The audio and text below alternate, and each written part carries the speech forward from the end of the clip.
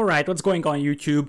This is the decider series of, well, the first decider series of Red Bull Wololo free qualifiers. ACCM is going to play against Barles. Game number 1 is going to be Arabia, and we will be jumping into the first game in, well, apparently 2 minutes. They have a 2-minute spec delay on this. ACCM is going to play Saracens.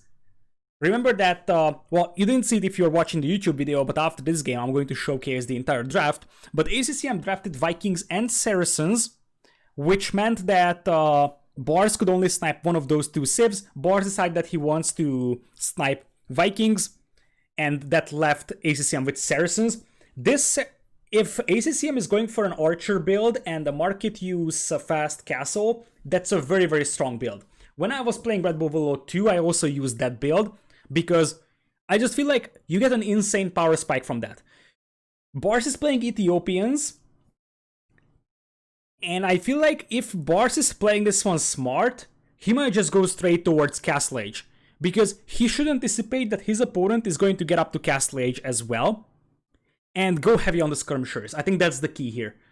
If ACCM wants to go for the Saracen crossbows early on and meld buildings with them, what Barles needs to do is make skirms and progress towards Castle Age, and try to get to elite skirms as fast as possible, because with Ethiopians, he's gonna have a slight eco lead compared to Saracens, not anything huge, it's just the extra resources that you get with Ethiopians, but still, Saracens eco isn't amazing, so it's not easy to tech switch into Knights if you are Saracens from the archers with Saracens, because especially if you go for the 1TC crossbowman play in Castle Age that I assume that ACCM is going to attempt, I feel like your eco is going to be very, very weak and you won't be able to afford a clean Knight switch. Plus, Saracens are lacking Cavalier and Paladin in Imp, so if the Saracen player is forced to go for massive amounts of Cavalry, that's already a win, I think, for the opponent. So that's, I think, how Barles is gonna have to play this one. He needs to make sure that he doesn't die to the other crossbows. That being said, that's an awfully hard thing to do. We are going to have a best of 7 here. Why is it best of 5? Come on. Best of 7. Boom. So best of 7, we're gonna have ACCM on the southern part of the map playing as Red Saracens. Yellow Barles is Ethiopians on the north. So, what do we have over here? We got archer range coming in here for ACCM, as you would expect. He's sending his villagers to gold because what he wants to do is just buy the resources that he needs, probably. He's going to get a market up, probably drop the market here. This build also involves a lot of voling. So when you're going for this greedy Saracen fast castle strategy, you really have to voll yourself up. You see that there is actually a spearman coming out from ACCM because he might think there are scouts that could be pressuring him to try and pick off villagers before he could actually get up to Castle Age, or just make sure that his opponent's starting scout isn't going to kill him. There's the fast market from the Saracen player. So, ACCM is going to have some nice walls up. He's got a perfect map for what he's trying to do here, by the way. He's got a safe woodline at the back, safe gold at the back, easy wall-offs. Very, very nice map for this build. Sometimes if your map is a lot more open, like the map of Barles, for example, this build is much harder to pull off, because you just need to wall so much. ACCM is going for a little bit more passive approach. He's going for fletching and archer range, so he doesn't go full greedy mode, understanding that his gold isn't perfect. And apparently he might try to sneak some archers past his opponent's eyes. Interesting. At the end he's going to decide he wants to engage this one, but I feel like the original plan might have been to try and sneak those archers around and surprise Barles with them. There is a low HP villager that didn't actually get killed. Archer wars coming in here, and Ethiopians will be leading in that archer war, but that scout is already low HP, and ACCM could use his own scout for this engagement. Nice little fight over here for ACCM. He's going to grab the hill as well. 1-for-1 over here with the archer numbers, but that scout is going to inflict so much damage to Barles. These straggler archers are picked off so easily by just one few late scout, and ACCM will probably pick that archer off and then disengage and scout with that low HP scout. Exactly. I think he's trying to block this, but this is a mistake from ACCM. He shouldn't have lost that scout. That would have been very, very helpful at just looking for the opponent. You can already see that ACCM sold his stone, so if you look at the resources, it's fairly obvious that he is trying to get up to Castle Age over here. He needs to make sure he doesn't get his gold bite pushed here, though, and that's going to be a little bit more complicated for him. 600 food in the bank, and this way, this is not as greedy as it could possibly be. I think the ultimate greed mode is like 31 or 32 villagers. ACCM is clicking up at 38, and he's got the double bit axe as well. So he's gonna have a relatively decent eco behind this one. But if you're doing this build, you don't want to throw away your archers, because you will need your archer numbers at the beginning of Castle Age. Why are there not 1 or 2 skirms mixed in for either player? Interesting question. Ethiopians don't really want to go for their skirms. They want to, like, Ethiopians are confident playing with their archers because they are better archers than Saracens. On the other hand, ACCM doesn't want to mix in skirms because he wants to get to large amount of crossbows. And one thing that you need here, and one of the bottlenecks of this build, is that you have a limited amount of production. So you don't want to waste your archer ranges making skirms if you're the Saracen player.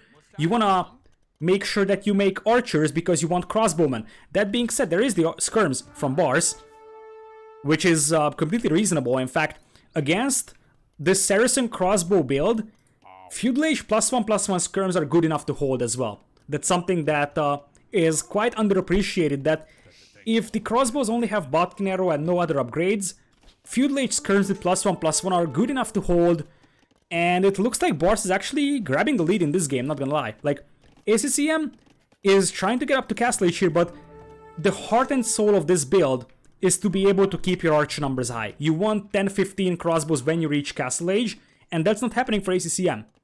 And he's mining stone over here. The reason why he's mining stone is because he's selling that stone for gold, which is a little bit more efficient than just going for food eco. This is traditional with Saracen builds.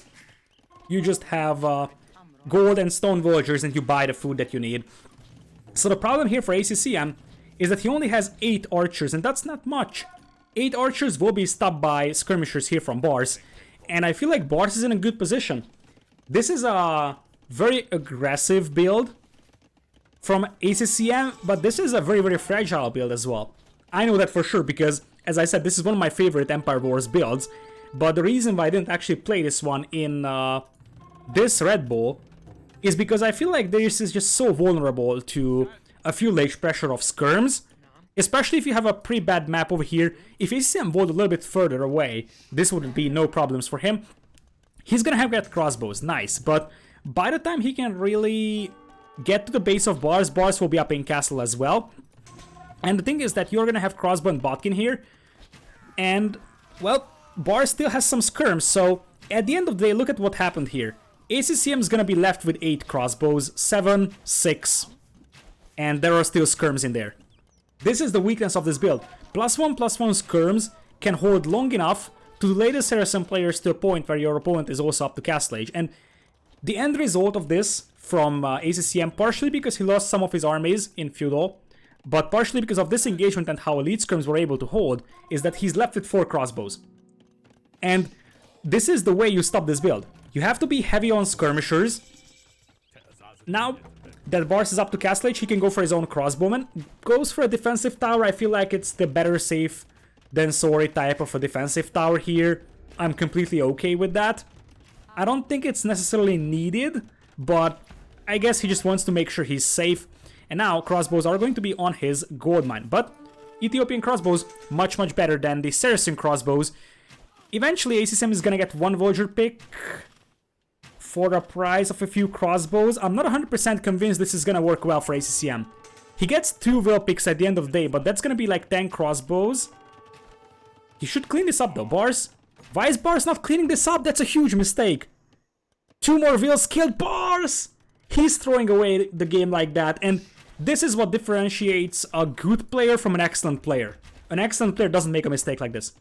He actually thought, okay, I'm Vold, I can afford to go forward with my crossbows. That's a huge mistake, an enormous mistake. He should have just sent his crossbows back, cleaned this up, and he's fine. Now he's 6 villagers behind, and it's going to be an awfully hard fight now, because as good as Ethiopian crossbows are, it doesn't matter if you actually are beaten in terms of numbers. +2 defense is coming in for Barles. ACCM has none, so Barles has way better crossbows, but the numbers are concerning right now. It's 12 to 6. And ACCM, nice little micro over here at this hill.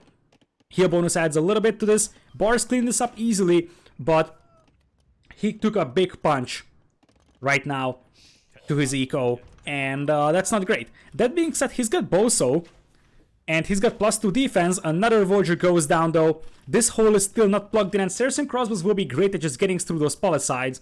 One other thing that Barles could have done is like try to stonewall some parts of his base where he felt like pressure could be coming from. Fast ballistics for Crossbows here.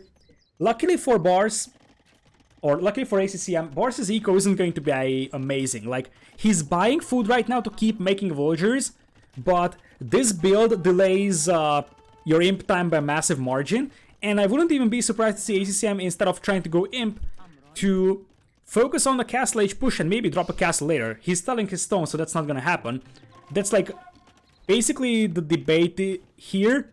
You sell your stone, or you try to go for a forward castle. Barles isn't able to pick off the Voyager over here. ACCM is having a 1 HP build that was almost picked off, and it seems like ACCM will now capitalize on the lead he has and try to boom. Crossbows once again trying to get through the walls, and it looks like Barles will try to push ACCM now. He's got way better crossbows. Ethiopian crossbows, +2 defense is there as well for him, so he can actually make a push here. And he could actually push off ACCM from the gold mine, which would be extremely helpful. The problem is that these crossbows will once again rampage the base of Barles. So, even though the military numbers are close here, Barles is able to push away ACCM from his gold mine. That's one Voyager dead, and this counterattack isn't doing much right now. Barles even has a Cav Archer in the party. That's probably just a misclick from him. And at the end of the day, he's 6 Voyagers behind. Still behind, but I feel like if he cleans this army up here, and he has a good chance to do that, he could actually start climbing back into this game, especially if he picks off some Voyagers over here. This is a nice spot for him to push. Let's see if ACCM reacts in time. ACCM does react, but he's gonna have some idle time. In the meanwhile, we're gonna have a crossbowman fight over here. It's not good enough for Barles, that's the problem. It's not good enough. He needs some more reinforcements, and he is delayed getting to stone, but Barles is able to pressure ACCM's Wood eco here. ACCM is on 2 TCs, Barles is only on 1, so Barles is kinda forced to push over here. ACCM still without extra armor, but he's gonna have a nice little heal bonus over here. Still, oh, Barles, once again, mistakes like this are not something that you can actually afford. 2 more Voyagers go down for absolutely no gain.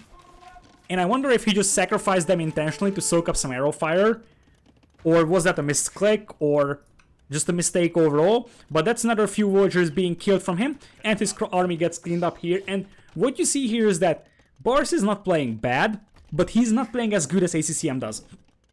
And that's the difference. Right now, ACCM is just taking better and better fights. And at this point, the army numbers are very close, and Thumbring is going to come in for Barles. So those will be fully upgraded Castle Age crossbows should be able to easily melt ACCM's crossbows. The problem for Barles is that he's gonna get pretty badly outnumbered, because ACCM is going to be on 3 TCs soon, and Barles will be on 1, so really Barles has to push fast. That being said, this gold mine, this wood line is exposed to some aggression. The problem for Barles is that ACCM has other resources elsewhere, like a back gold mine is always nice. So, I feel like Barles could push, but he's not gonna be able to push fast enough.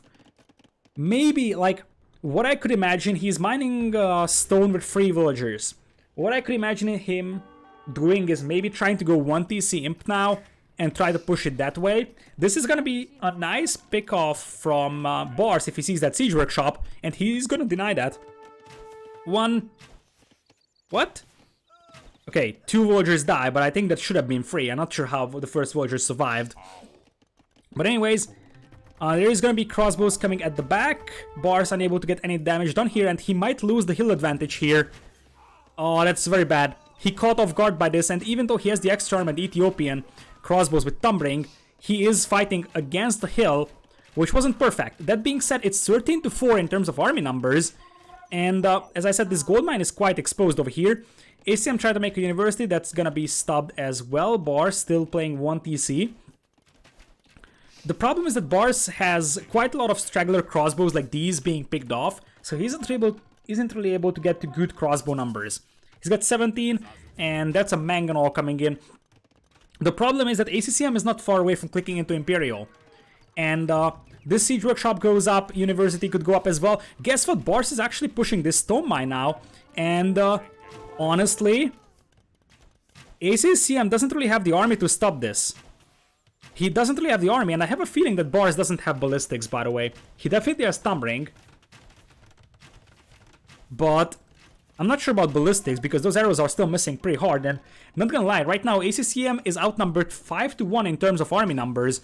A massive, massive deficit. He loses this gold mine. He has another gold at the back, but it's only like...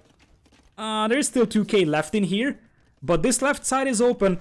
Wood lines could be a problem for ACCM though. Mangonel is coming out here, pressuring this TC. ACCM tries to pop out the Mangonel on the other side. ACCM gets a big hit over there.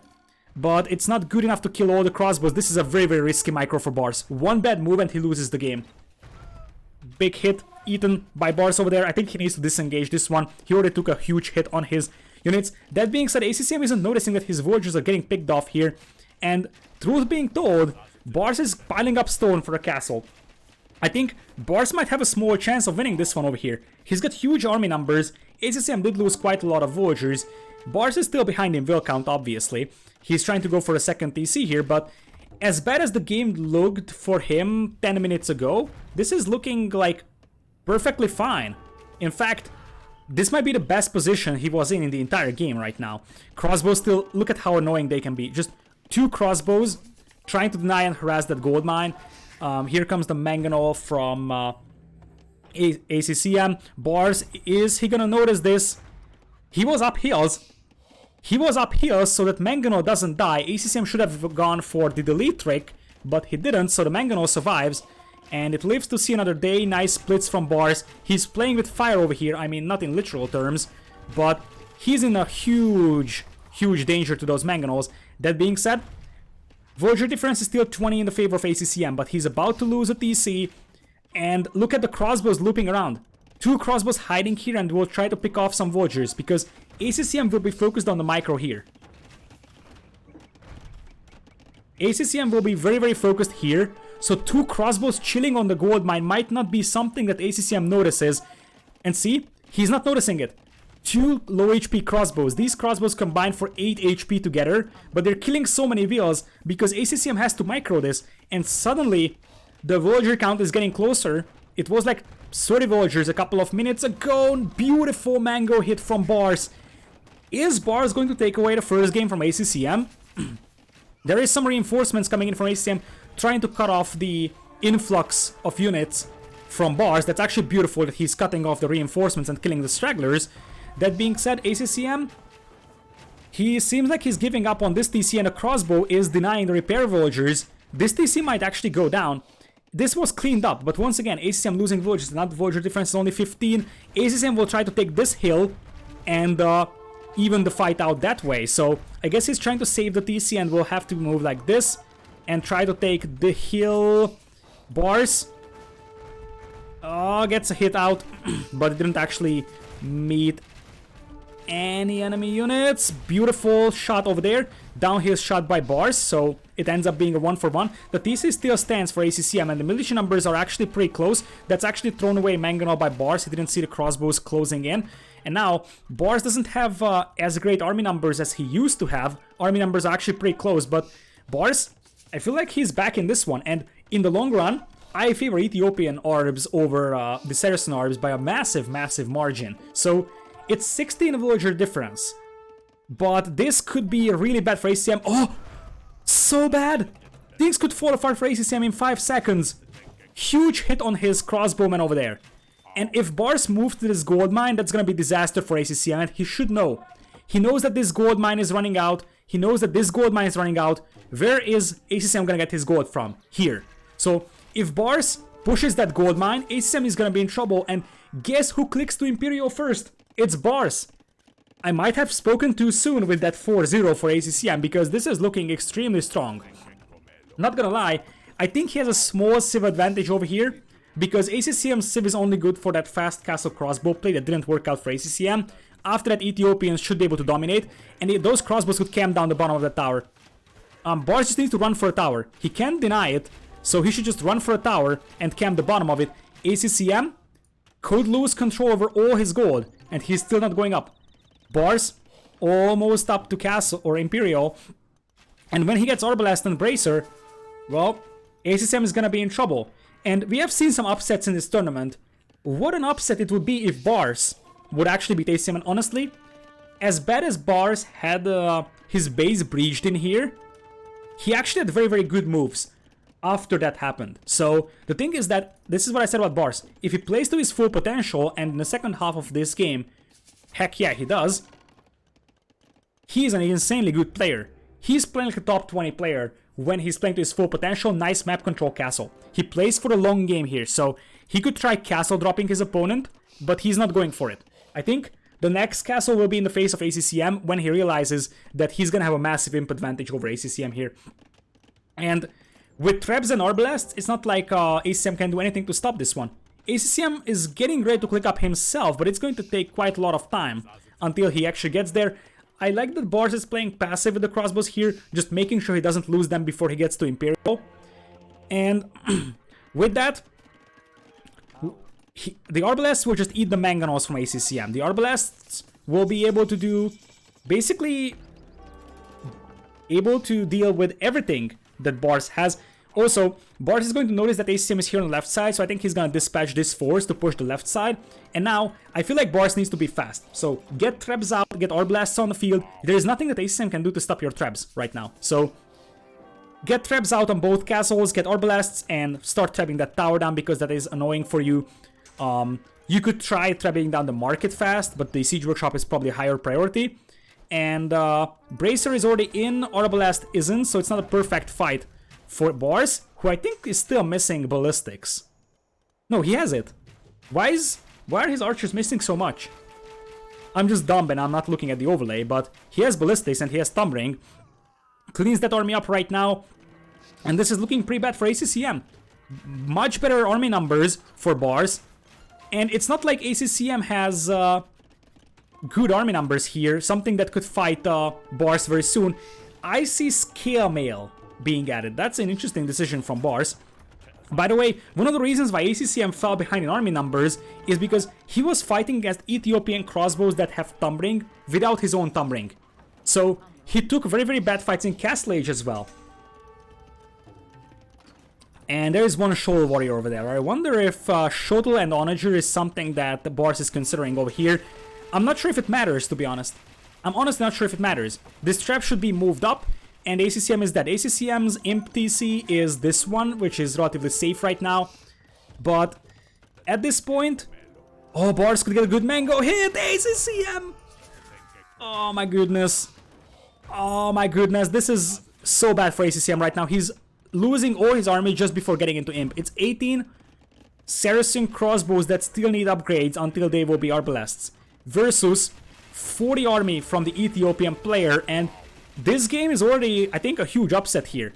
Obviously, ACCM is going to have every chance he needs to come back into this series, and this doesn't mean that Barles is going to beat ACCM, but this was a super strong showing from Barles, and oh, not gonna lie, if Barles plays like this in the upcoming games, ACCM is going to have a very hard time, and honestly, if Barles keeps this level of gameplay, he's going to have a good chance of even beating ACCM here. This game is not over yet, but yeah, Barles is going to pick off some villagers here from ACCM. ACCM trying to get that castle up. I'm not sure if it goes up. 89. Arb's not focusing the villas now, so it goes up. But now it's a 13 villagers lead for Barles. What a comeback in this game. Huge comeback. And if you take down the market, that's going to make life hard as well for the Saracen player. Big archer fight over here in the middle, and ACCM taps out. Surprise in the making, ladies and gentlemen. Barles taking game number 1 away from ACCM. The same Barles that was down 2 games against Angelina Jolie in the previous round and almost lost. Barles almost got 3-0'd in the last round, made a comeback to 3-2, and now it seems like after falling behind in the first part of this game, he makes a comeback once again. Very, very clean second half for Barles' game. The first half was kind of a potato, not gonna lie. But the second half was very, very clean from him. So, with that, game number 1 in the hands of our Polish player. And that's definitely a surprise and something that is unexpected. ACCM is a beast in Empire Wars. He went for an aggressive strategy, but that didn't work out. Still, that doesn't change the fact that Barles played insanely good. And regardless of him winning or not, he's gonna make ACCM run for his money here, which I think is already a huge hit from Barles. And this is a once-in-a-lifetime opportunity right now for Barles, by the way, I think. Because of the lack of expert players in the first qualifiers, or at least many expert players not playing in the first qualifiers, this is a huge chance for Barles to qualify here. I don't think he's gonna be able to qualify next week, because there will be a bunch of very, very high-level players in there as well. And it's not like Barles cannot defeat them.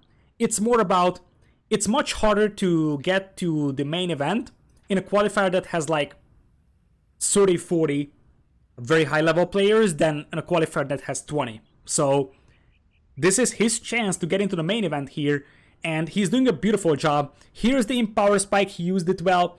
And this is what I didn't like in ACCM's build. These drops in the army numbers are not what is supposed to happen. Same thing here. These crossbows. He went for the Saracen aggressive strategy, but as I said, I feel like just Fuel Age skirms with +1 defense upgrade and fletching are extremely underappreciated at being able to deal with this Saracen fast castle crossbow build. And the eco behind that one is relatively fragile. Also, really Ethiopians helped a lot here to Barles, because Ethiopians allowed him to take very, very good and efficient fights, whereas ACCM's only advantage was, like, Saracens give you a huge advantage at being able to kill buildings with the crossbows, but that doesn't happen if your opponent has the same amount of crossbows as you do. Ethiopians gone for Barles, ACCM loses with Saracens, and we go into game number 2, which is Kawasan. One of the best, if not the best, hybrid maps available in competitive Age of Empires nowadays. It has become a traditional map of many, many 1v1 tournaments, especially Red Bull. It's one of the maps that still remains the map pool ever since Red Bull 1. Most of the maps compared to Red Bull Wololo 1 have been changed over the course of these events, but Kawasan remains.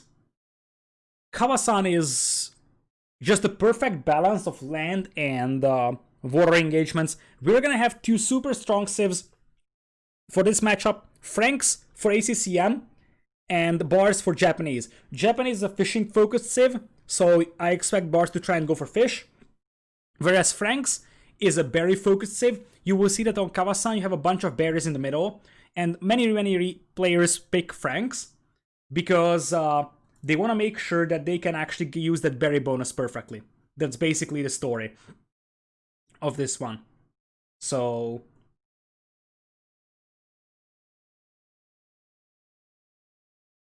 just in a quick summary, this is why you pick Franks over here. The third and fourth most picked civs on this map are probably Aztecs, because you have all 5 relics in the middle, so if you get control over the middle, you're gonna have a great gold income. Lithuanians, same reason, but also the Knights, of course, that benefit from the relics. And Malians are used here frequently as well, because it allows you to go for a land push and a water push at the same time. So, with that, we will jump into game number 2 over here. Barles versus ACCM is going to happen right now. Right side is ACCM as Franks in red, left side is Barles as Japanese in yellow. This matchup could go either way, but I actually am feeling like it's a little bit easier for Barles to play this better. And the reason why is because it's harder to kill the fishing eco of Japanese compared to push away the Frank villagers from the berries in the middle. So this is going to be an interesting one to look at. Barles is using a scout to help escort the villager to the dock, something that I think is a must do right now, because ACCM could try and snipe the villager with the scout he has. Fast spearman right now from Barles, expecting a scout from ACCM. Barles also warming himself up, and it looks like ACCM is going to tower rush the middle. This is not necessarily a bad idea, because the thing is that Frankish berry bonus is crazy and you don't have to go for farms. So this food income from Franks is actually huge, and if Barles isn't playing aggressive, that's completely untouched food eco for ACCM, who is going to mix in some skirmishers over here to make sure the spearman can't push away him from the middle. I would say Spear and Skirm could work nicely for Barles as well. The problem with this build for ACCM, I believe, is that Barles, who is opening with a galley, so he wants to make sure that his opponent isn't actually docking this pond.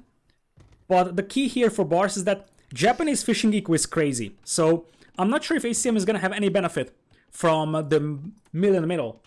Frankish berries are a very nice source of food, but I would actually favor Japanese fishing ships over the Frankish berries. Anyways, we are gonna have scouts coming in here for ACCM. Barles trying his best to wall his base. He's got a very badly wallable base, to be honest. This wide open left side is pretty uncommon in the case of Kawasan Generations. 2 hits from the Spearman on top of the scouts. Nicely done right now by this. Do you have the Capture Age preview file in EXE? Viper needs to install it. Yes, I do.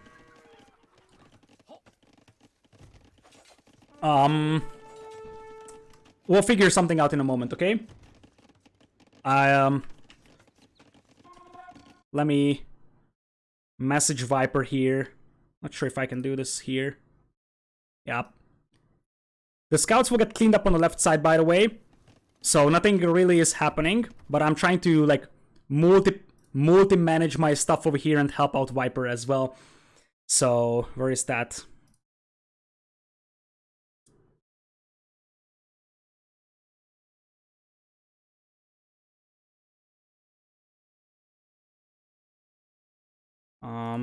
The Viper. I will send Viper the preview version in a second, or at least I will try to. I'll have to find it as well. Anyways, here are some archers from ACCM. So he actually goes into archers with Franks here. It works, and this forces Barles to go for defensive towers. So here's the eco count. Right now, Barles has more eco than ACCM does. So yeah, the berries here are beautiful, but the Japanese fishing eco will also show up in villager numbers as well. So villagers plus fish is better than just having villagers in the middle right now. So where did I actually put it? I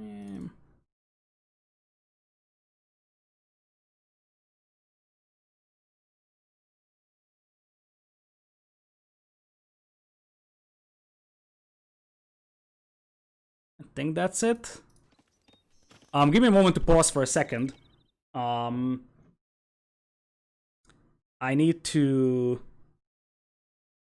check out where my preview version is. I'm sorry for that, but I'm trying to help out Viper here. So where is that?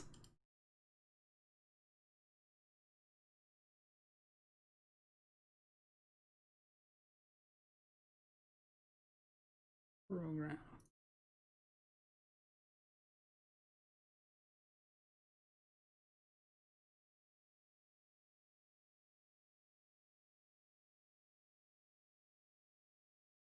I'll have to do this after the game because I have to find the file. Sorry for that. Like the problem is that it's gonna take like 5 minutes for me to do that.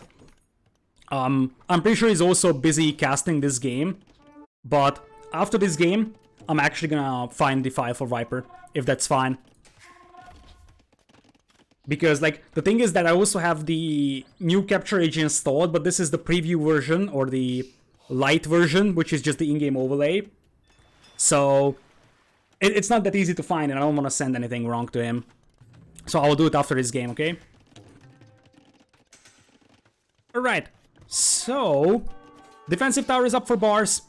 Sorry for that small intermission, and this is why you make galleys here. You prevent ACCM from getting docks up. ACCM is gonna try and get his docks up as well, but he's already behind by 7 villas, and not gonna lie, Barles has a game plan for this map, and that game plan is good. This is a very, very good game plan for Barles. He needs to mix in some skirms here, so he actually is able to win these archer versus archer fights. That being said, the faster to cast stage by a massive margin will be ACCM. So the thing is that it takes some time until you can capitalize on the fishing eco of Japanese, while you can just send the villagers into the middle. So you can just send the villagers in the middle immediately and immediately benefit from them, whereas Japanese fishing eco needs some time to kick in. That being said, I feel like the key here for Barles is to wall this part off here. Because Barles is not gonna be far away from Castle Age himself, but he needs to prevent knights from running into his eco. That's the key. It looks like ACCM actually force builds the dock, which is going to make life a little bit harder for Barles. ACCM is gonna have an untouched fishing eco here, which is something to pay attention for. And, well, what is ACCM is gonna go for? Is he gonna go knights? Remember that he can just make a monastery here easily and pick up 5 relics, which is gonna give a nice boost to him. Fast War Galley. So he wants to grab a fire ship out and easily take down the fishing eco of Barles. And now this is looking better for ACCM. That faster castage could actually show very, very soon. But it's only +2 def... Okay, now it's +2. It was +1 defense a couple of minutes ago. So now it's +2. So they should be fine. But there is crossbows on the way from Barles. This Knight and Mangonel play is actually pretty dangerous. Let's see what Barles does to battle this. So, there is still holes on this wall, and it seems like we're gonna have Japanese pikemen and monks coming in here. I would love to see a counterattack with these crossbows if you are Barles. And Barles is trying to get War Galley, but he loses that Fire Galley just before the War Galley upgrade kicks in, so chances are he's going to lose his food eco, which would mean that Barles will have a better eco than he does. Slowly but surely, ACCM is grinding this one down, and if you can securely hold the middle, like ACCM is doing, the berry bonus is great. The condition here for Barles to win this one, or at least have an advantage on fishing eco, was that he needs to keep the fishing eco safe. But it looks like ACCM just force built that dock over there with the wheels, and that means that Barles is losing all his fishing eco. Pikemen pop out the way. This is a beautiful fight for Barles. Eats a huge Mangonel shot. Mangonel goes down. Quite a lot of pikemen coming out. Those Japanese pikemen do mean business. There's a Scorpion out as well. And pikemen and siege could definitely be something that Barles could use to push this fight. There is a knight getting converted. A nice micro from Barles. Tries to snap down the Scorpion. And this is a reasonable fight for Barles. Eco is still relatively close. Much better eco upgrades right now for ACCM. He's getting Veer Barrow. He already has both, so he's got the free upgrade on his farms as well. So TC up for Barles, or for ACCM. This is the key and heart and soul of this build if you're going for Franks here. You just want to use those berries endlessly, because Frankish berry bonus is just sick. It actually makes it a very, very good food source for you.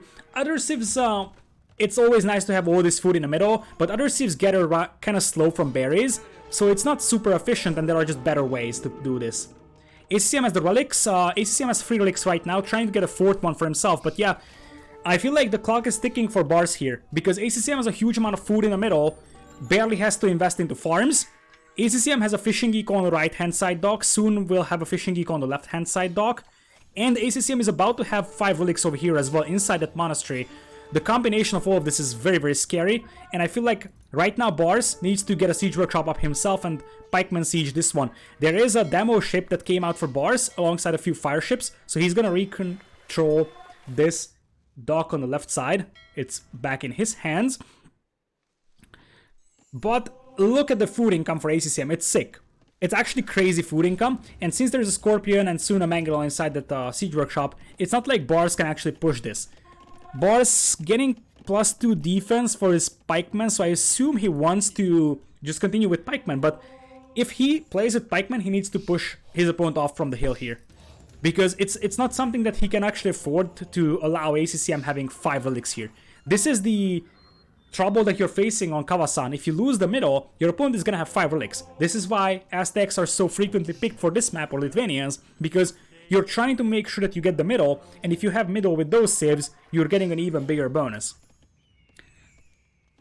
So if you look at ACCM's gold income, it's crazy, and if you add all the berry bonus to this, ACCM is gonna get close to clicking into Imperial here. Knight trying to come in against the Mangonel. 2 knights are getting converted. This is actually a good fight for Barles. He just doesn't have the siege, that's my problem. He doesn't have any siege to back this one up. He's pushing up here, but he's up against siege weapons, he's up against towers, he's up against town centers. Nice trying to kill the monk over here. We finally get a conversion in, and that's a castle for ACCM over here. A castle that would actually seal the deal in this game, because the pikemen are just gonna die to throwing axemen here. I don't even think it's gonna matter though, because Barles is dropping in military quite fast. The knights are just eating everything up over here. There is a conversion for Barles, and he's still dealing with the knights, with the pikemen to a certain extent, but throwing axemen arriving is going to just finish off the game here. Barles down by just 4 villagers, but it's also 5 relics, and 5 relics actually accounts for quite a lot of villagers in terms of gold income. So at the end of the day, I feel like the eco for ACCM is just much better. He's on 2 TCs, Barles is playing on 2 as well. Barles expanding to the left side, and he's getting a lot of stone for himself, so I assume he wants a castle himself. But, I mean, at this point, ACCM can just think about clicking into Imperial here. Play it safe, and make sure, you know, you just don't die.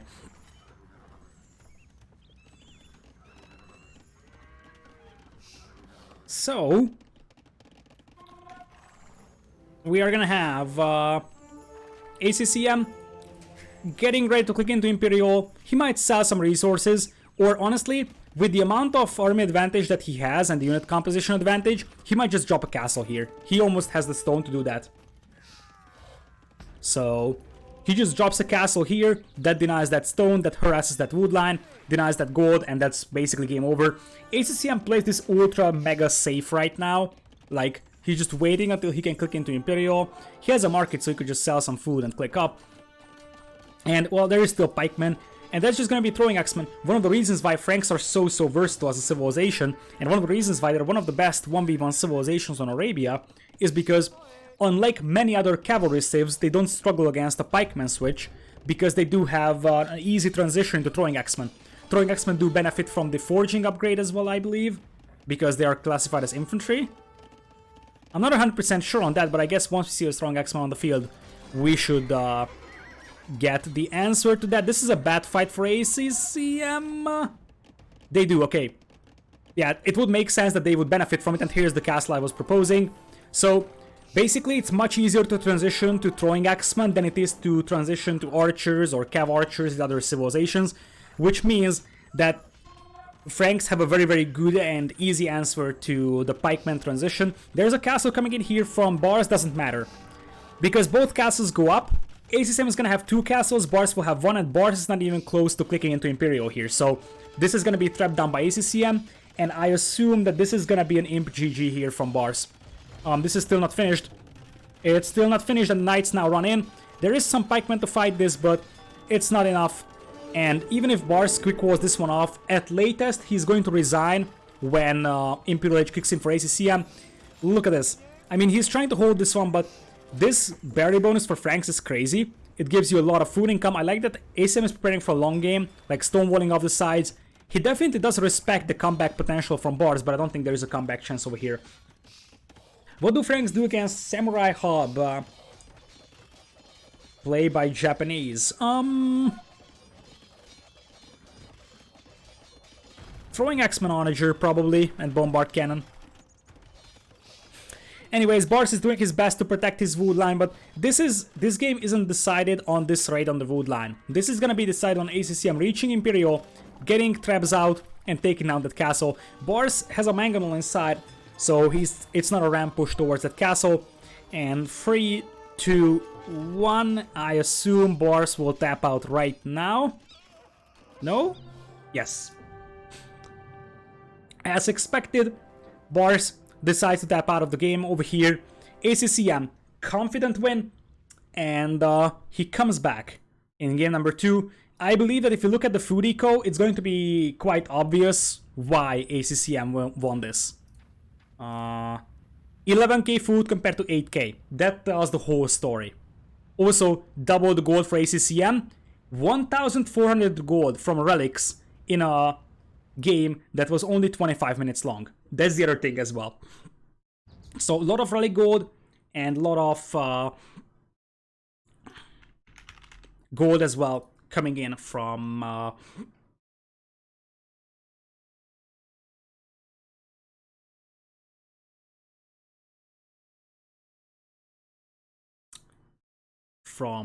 the berries in the middle.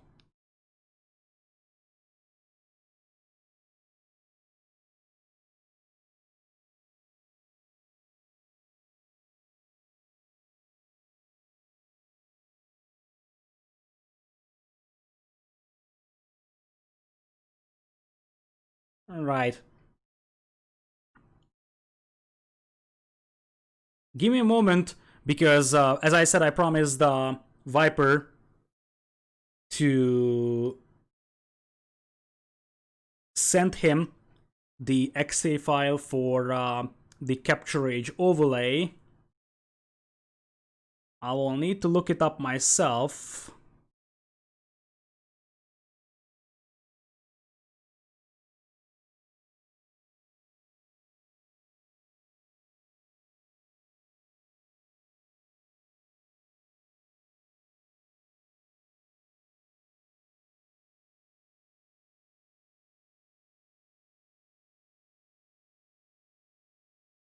I think these are the ones. Okay, yep, we'll jump into the next game in a moment. They will probably still, well, they are probably still busy setting it up. So, give me a moment to do that. And,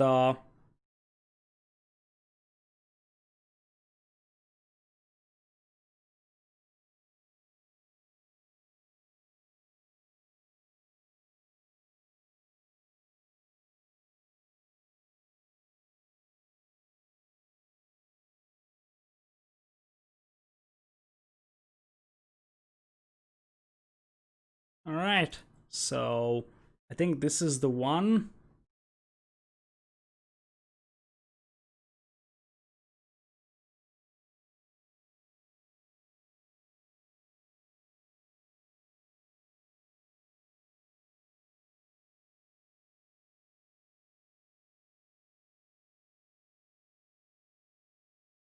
Yeah, okay, I'll message this to Viper. And then we will jump into the next game. Okay.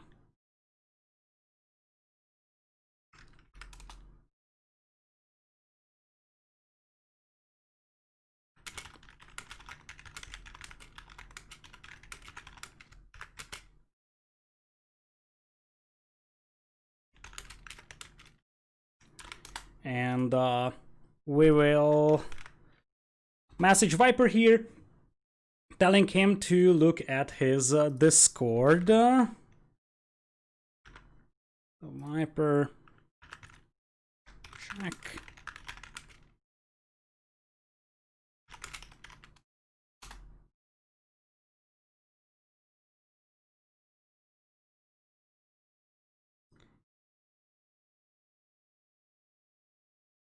All right.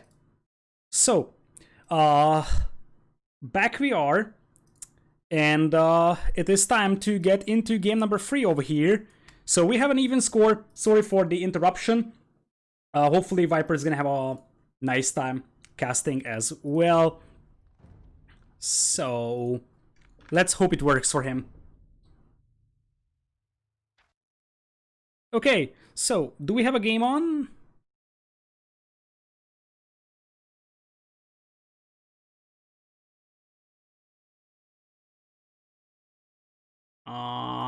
Yes, Robo says there is a game on. And we're going to Lowland. Okay, so here we go, game number 3. Chinese versus Tatars on Lowland. Chinese is a surprising selection, and we're perfectly fine catching up. Look at that. Just 14 seconds left from the spec delay, and we will go into the next game in a matter of moments. So, Tatars, kind of a straightforward pick, I would say. For Lowland, as you see, Lowland has also been in the previous edition of Red Bull Wololo. And, well, the way it looks like is that you actually start on top of the elevation, and there is like a pit in the bottom, basically, that has quite a lot of gold and stone. We are gonna have Barles playing Tatars on the north in yellow, left side, or more like south west-ish is ACCM as Chinese in red. Chinese is an interesting selection over here, and I wonder if it's actually a partial counterpick to Tatars. Chinese definitely have great versatility, and Tatars is somewhat predictable for this map because of the elevation bonus, plus also the fact that you can easily void yourself and potentially go for a reasonable boom behind the push. So you have a pretty much untouched Castle Age. This is a map where you can play a little bit more passive, and because of that, you're gonna be able to benefit from the extra sheep for Tatar thesis, for example. Anyways, ACM tried to pick off a Voyager over there that didn't succeed. This Voyager, however, is wide open for killing. ACCM could find a Voyager kill here very fast. Archer build coming from Barles, who has a pretty bad map over here. This gold mine is absolutely awful. Barles pulls a Voyager to try and finish off the Vols over here. ACCM will disengage with his scout, trying to come back and hit another Voyager. And that scout is low HP, but I feel like ACM is trying to lurk and pick that Voyager off over there. Meanwhile, other side, it looks like Barles didn't kill a single Voyager, and his scout is still on the middle. So he's just running around right now. Archer's already moving out from ACM, so he wants to play this one pretty aggressively.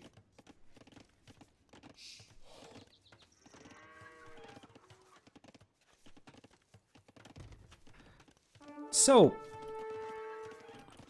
early time watch coming in here for Barles, and this is why you make a spearman when you're doing an archer build. This is why you do archers and a spearman when you move out, because your opponent's early scout can actually do a lot of damage to your archers. Anyways, archers coming in here from ACCM, but those guys might actually get slaughtered here pretty easily. They're getting heavily outnumbered right now. In this one, ACCM will disengage and run away for the time being. But this actually benefits Barles, probably, who has a slightly better early eco with Tatars over here. And also helps Barles, who has a pretty bad gold mine. So this is not great by any means for ACCM over here. Especially if those archers are firing downhills, like right now, for example. Or like now. They also do extra damage, so Barles is gonna have a very, very easy time holding this hill over here, unless he gets massively outnumbered in archer numbers. Voyager count, 2 advantage for ACCM somehow, despite the fact that none of the players actually lost Voyagers. There was 10 seconds DC out of time for Barles, just 1 second for ACCM. I'm not sure where that 1 Voyager difference comes from then. It's more like half a Vil. Oh, it's 1.5 Vils of Voyager difference, but no Voyagers lost, and also, Chinese don't get their extra starting Voyagers, so that's why, at the end of the day, I'm not sure why ACM has a 1 Voyager lead. But anyways, here, the fact that there is no horse quota for ACCM doesn't hurt him that much because he's Chinese, and Chinese have extra 45 food on their farms, so they can get away by playing with a lot of farms without horse quota much better than other civs. So it hurts Barles that he doesn't have a horse quota for this many farms. Not so much for ACCM. Barles just gets in horse color, but all these farms will be without that. So as you see, many of these farms are pretty low on food already. Whereas for ACCM, he's got much better food count on these farms, even without horse color. That being said, Barles is coming in here with the archers, and he's not gonna be able to find any kills for the time being. There is some skirms mixed in here for ACCM, no armor for him, and it looks like Barles is going to disengage and go towards Castle Age. He's gonna have a slightly better Castle Age than his opponent, but he must not throw away his army here, and he would lose a direct fight, because there is skirms mixed in here as well for ACCM, whereas Barles is pure archers. Remember that the tumbling for free for Tatars is going to be immensely helpful for Barles, and I guess that's what he wants to capitalize on in this game. And he's trying to outmaneuver ACCM here. This is tricky. ACCM tries to sandwich those units, but this is actually better for Barles now if he picks off those 2 archers. Still, I feel like Barles went a little bit too greedy here, because many of those archers could end up getting picked off. And it looks like we're gonna have a commitment over here. This is not a fight that Barles wanted. This is obviously not a fight Barles wanted. At the end of the day, he's going to be okay with such a trade, but this was far from ideal. So military number is now massively favoring ACCM. Those skirms mixed in actually helped immensely, and this is definitely not something that Barles wanted, because he wants to capitalize on that free tumbling and use the crossbow numbers over here. So he's sending in his own skirms. I like that though, because he's trying to intercept the army of ACCM before it would get upgraded to Castle Age units, and he's even gonna have the hill. As bad as the previous fight was for Barles, this is gonna be a good fight for him. Chases down those archers with skirms, both players with +1 defense on their archers already. And Well, let's see if Barles is going to switch into Cav Archers. I don't think Cav Archers is a good choice on this map because most of the fights will be happening in this little basin in between the players. So mobility is actually not as important as actual combat capabilities. So you're probably better off just going for large amounts of crossbows. Well, let's see if we are going to have a fast ballistics here for Barles. He's trying to loop around and get some villager kills. This is a nice one for him. This is a very, very nice pickup. Kills some archers before they would get upgraded to crossbows. That's a beautiful, beautiful find. And fires down hills as well to maximize the damage output from the Tatars and the hill bonus. And it looks like we're going to have Elite Skirm mixed in here as well for ACCM. Remember, Chinese are super versatile as a civilization. And soon, both players will have to move out to the middle to get some additional gold for themselves because they're running out of gold in their own base. We're going to have University coming in here for ACCM for ballistics. University is almost up as well. It's already up for Barles as well. Military numbers are relatively close, but the Elite Skirms will be scary for Barles. But he's got the hill, so I would classify this as a rather even engagement right now. But there is a need for Barles to do something against the Elite Skirms, because pure Elite Skirms here, at like what ACCM is doing right now, would actually be able to destroy the army of Barles without any major concerns. TC will be dropped over here, I believe, by Barles. It's gonna be a TC, yes. And ACCM is going to do the exact same thing. His TC spot isn't that great though. Like, Barles has a beautiful TC spot here, on the wood, on the gold, whereas this TC spot is not perfect. Because it's a little bit far away from gold. It's not like ACCM can do much with it. It's a safe TC spot. It is what it is, right? So, not perfect, but something that you have to live with. Now, it appears that Barles dispatches 3 of his own crossbows away from the main group.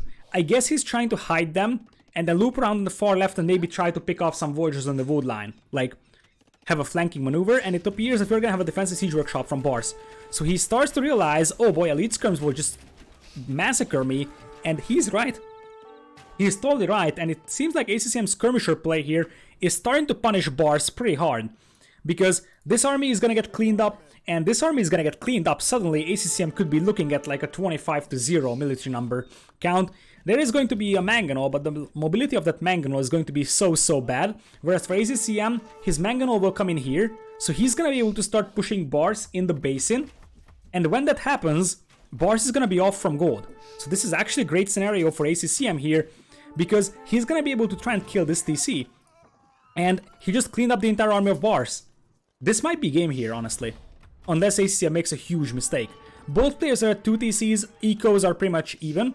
But the difference is that ACCM has a much easier job pushing this TC than Barles has a chance to push this TC. Barles has 4 military right now. One of them is a mangonel. In fact, this is the entire military of Barles. 3 crossbows and 1 mangonel pushing to the right side.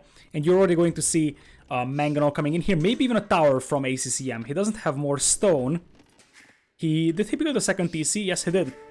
He built another TC over here, but with that many villagers on stone, he could really consider dropping a tower somewhere around over here, just to be annoying. Meanwhile, right side, some fight over here. Hey, Willis. Hello. As well. Another mangonel is out for Barles, defending the left side of his base, right side. For now, it looks like ACCM is just going to throw away those skirmishers, which is far from ideal. But here come the mangonels. Right now, villager count is completely even. But once the Tatar TCs actually run out of the extra sheep, actually Chinese have a slightly better eco after it. So, at this point, I think what ACCM could try to do is like try to get this ridge here. And use this elevation to try and fire downhills over here. Nice downhills mango shot over there from Barles. And it seems like that mangonel could get another shot out. Nice mango shot once again. He's getting beautiful ground attacks in. It's just a matter of his crossbows all died to skirmishers. And his gold mine in the middle is still way more exposed than ACCM's gold mine. And in fact, the villager is coming in here, so that makes me feel like we could have another siege workshop over here. So far, it's a little bit about positional warfare. This is a beautiful move from ACCM. Keeps one skirmisher on this gold to see if Barles is actually going for the gold mine. And this clearly shows that he plays for gold control. So, He is trying to deny his opponent from as much gold as possible. Looking at that gold mine, trying to push on the right side, kills the sheep. That actually hurts the Tatar player because that's basically the Tatar eco bonus that you're getting right now. The longer lasting sheep plus the extra sheep. This is actually a bad trade for ACCM over here. We'll lose that manganol. Now, truth being told, Barles is losing villagers on that gold mine, and Barles is going to struggle for gold control if this continues. Especially considering that I feel like ACCM could actually get a tower up here without any major issues, and that would actually do a lot of damage. Now, here's the counterattack, something that ACCM might be completely unprepared for. And that many crossbows with ballistics and tumbling, they will just smash a lot of villagers. This might be the fight that Barles needs to come back into this game, because that's going to be a lot of dead villagers from ACCM if he doesn't react in time. And it doesn't seem like he's reacting in time. Now he's like mass migrating from his wood line, but that was already a good engagement. ACCM is going to castle drop this though. So the tricky thing is that Barles could still fall back to this gold mine or this gold mine, but the problem is that ACCM's army is still a little bit better with the elite skirms mixed in, so Barles isn't able to take direct fights, and I don't think that this push is enough to compensate for what is going to be a gold eco lost here, unless this is a doubt castle, but it looks like these manganols will be there. Light cap from Barles. Yeah, these mangoes might kill a few villagers here, but this castle goes up without any major issues, and now ACCM can go for Chukanus here. So he's gonna be able to start ending Chukanus. He even picks off some of the crossbows over here that Barles isn't paying attention to, and this is what I was talking about. That when the elite skirms come in here for ACCM, he's gonna be able to deal with those crossbows, whereas Barles is never able to take direct engagements because he just doesn't have anything against the elite skirms. So at this point, gold is getting worse and worse right now for Barles, and see, 2 villagers on gold. So what is he up to? Like, he can try making light cav. In the meanwhile, we have a break-in at the back of Barles' base. Not sure how many villagers were killed, but maybe 1 or 2. But this is a full cleanup now, so Barles loses this army. It's 22-8 in terms of military numbers right now. And at this point, this TC is also going down for Barles. Chukanus will be on the field as well. There's just 1 Chukanu right now, but ACCM could mix in some more anytime soon. And he still has 9 villagers on stone, so a second castle is actually possible for ACCM over here. There are some light calves, something that ACCM sees, but no bloodlines, no defense upgrades, not a single upgrade on those light calves. And if ACCM sees that, he can just go for Chukanus himself against those light calves. Manganol will eventually deal with this aggression over here, but I feel like it's just a slow and steady push from ACCM to victory here. Crossbows will loop around once again, trying to hit the back of Barles' base. I think that since ACCM lost the skirm over here, he thinks that there is actually something over there, so he's going to check it with the crossbows. There will be basically nothing over there. ACCM getting ready to click into Imperial here, and that should be more than enough. I mean, any Imperial Age unit that ACCM is going to make is going to be able to stomp Barles, who doesn't even have gold income right now. And it looks like, indeed, ACCM's prediction here was right. Barles trying to move out to this stone mine, and at the end of the day, I think the Manganol is going to deal with the crossbows, but there is absolutely no answer from Barles to Imperial Age over here, and that was like a pure desperation attempt from Barles. 2 light calves trying to raid. He's not playing bad over here, but ACCM I think has, like, first game from ACCM there were some questionable moves. Now ACCM is executing really, really well.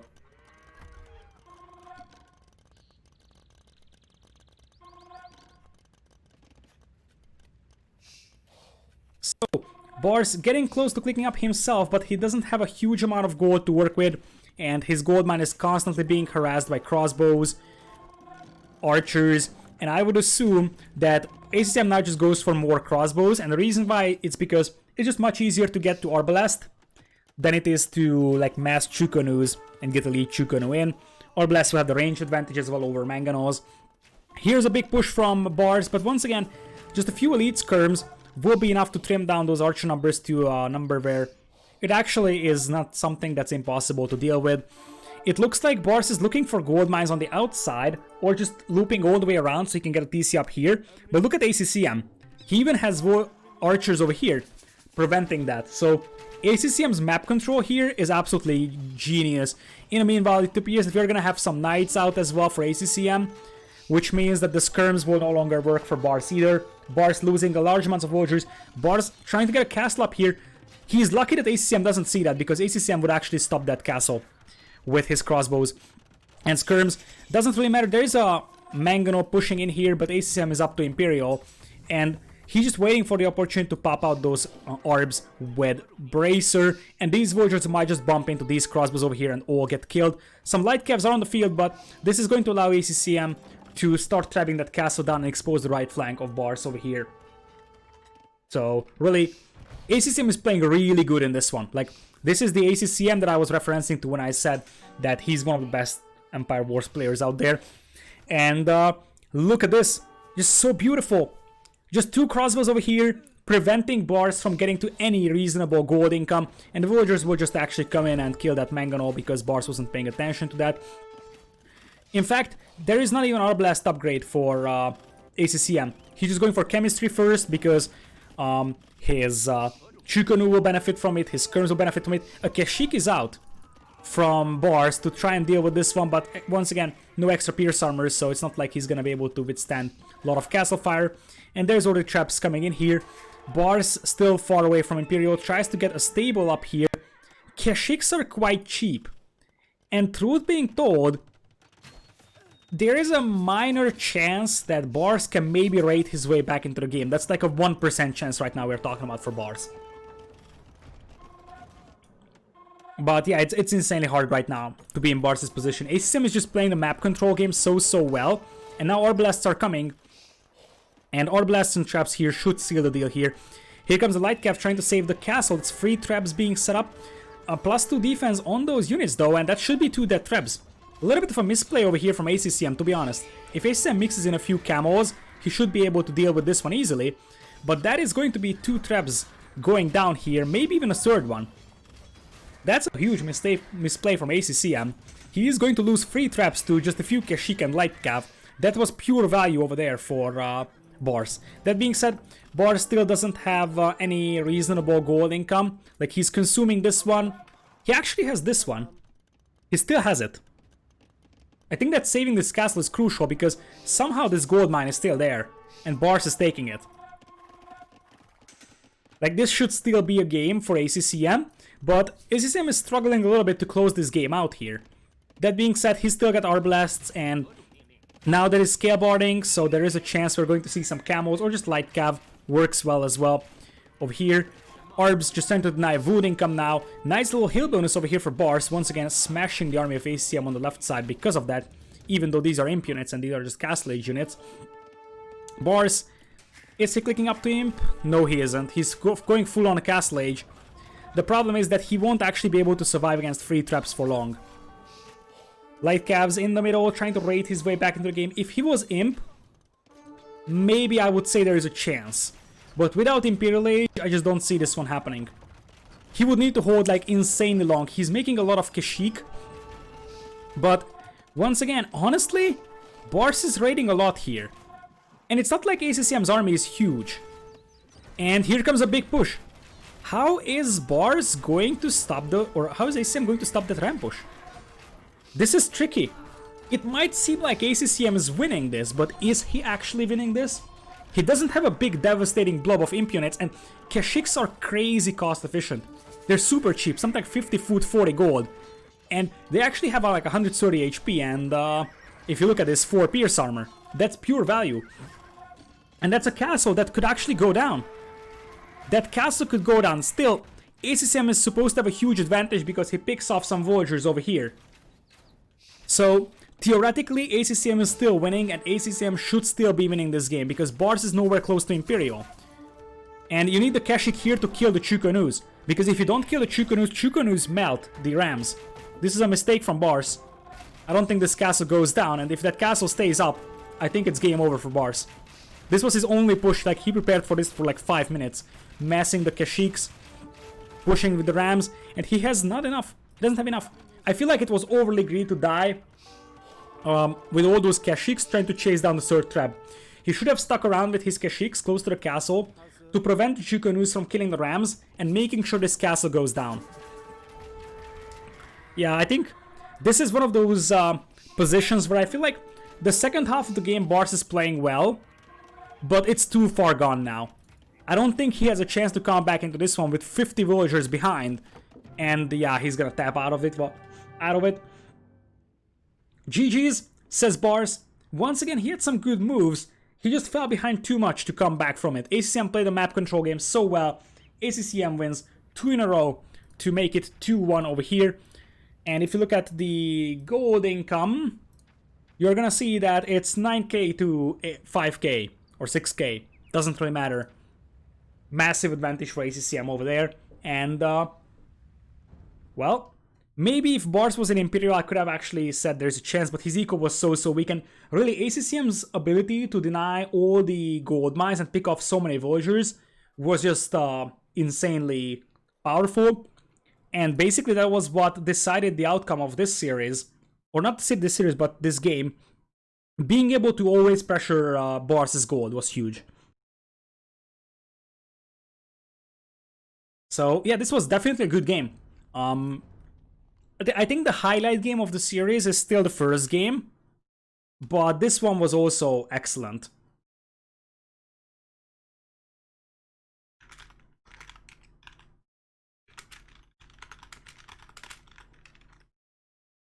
All right. I just want to ask. I don't know if is Viper did Viper successfully get capture age going, so he can actually use that as well. We do have a new lobby, so soon we'll have a new game. But before that, we will actually take a look at the civs. The map is going to be Winged, which is one of the home maps for Barles, obviously. So let's see, Japanese is gone for Barles. He lost Tatars. And on the other side, Franks is a victory for ACCM, and so is Chinese. So if you're talking about Winged, I'm pretty sure we're talking about Bulgarians here for Barles. That actually makes the most sense on that map. Other side, I am tempted to believe it's going to be Incas, but it's not going to be tower/villager push type Incas. It's probably going to be an Inca archer play, like an archer plus some Eagle support. That's probably the grand plan here. Because Mayans and Aztecs are in the hands of Barles, so Incas actually make sense as a Mezzo archer civ for you. And the Bulgarian man-at-arms push is actually countered pretty well by the early archers and then Eagles to deal with the skirmishers.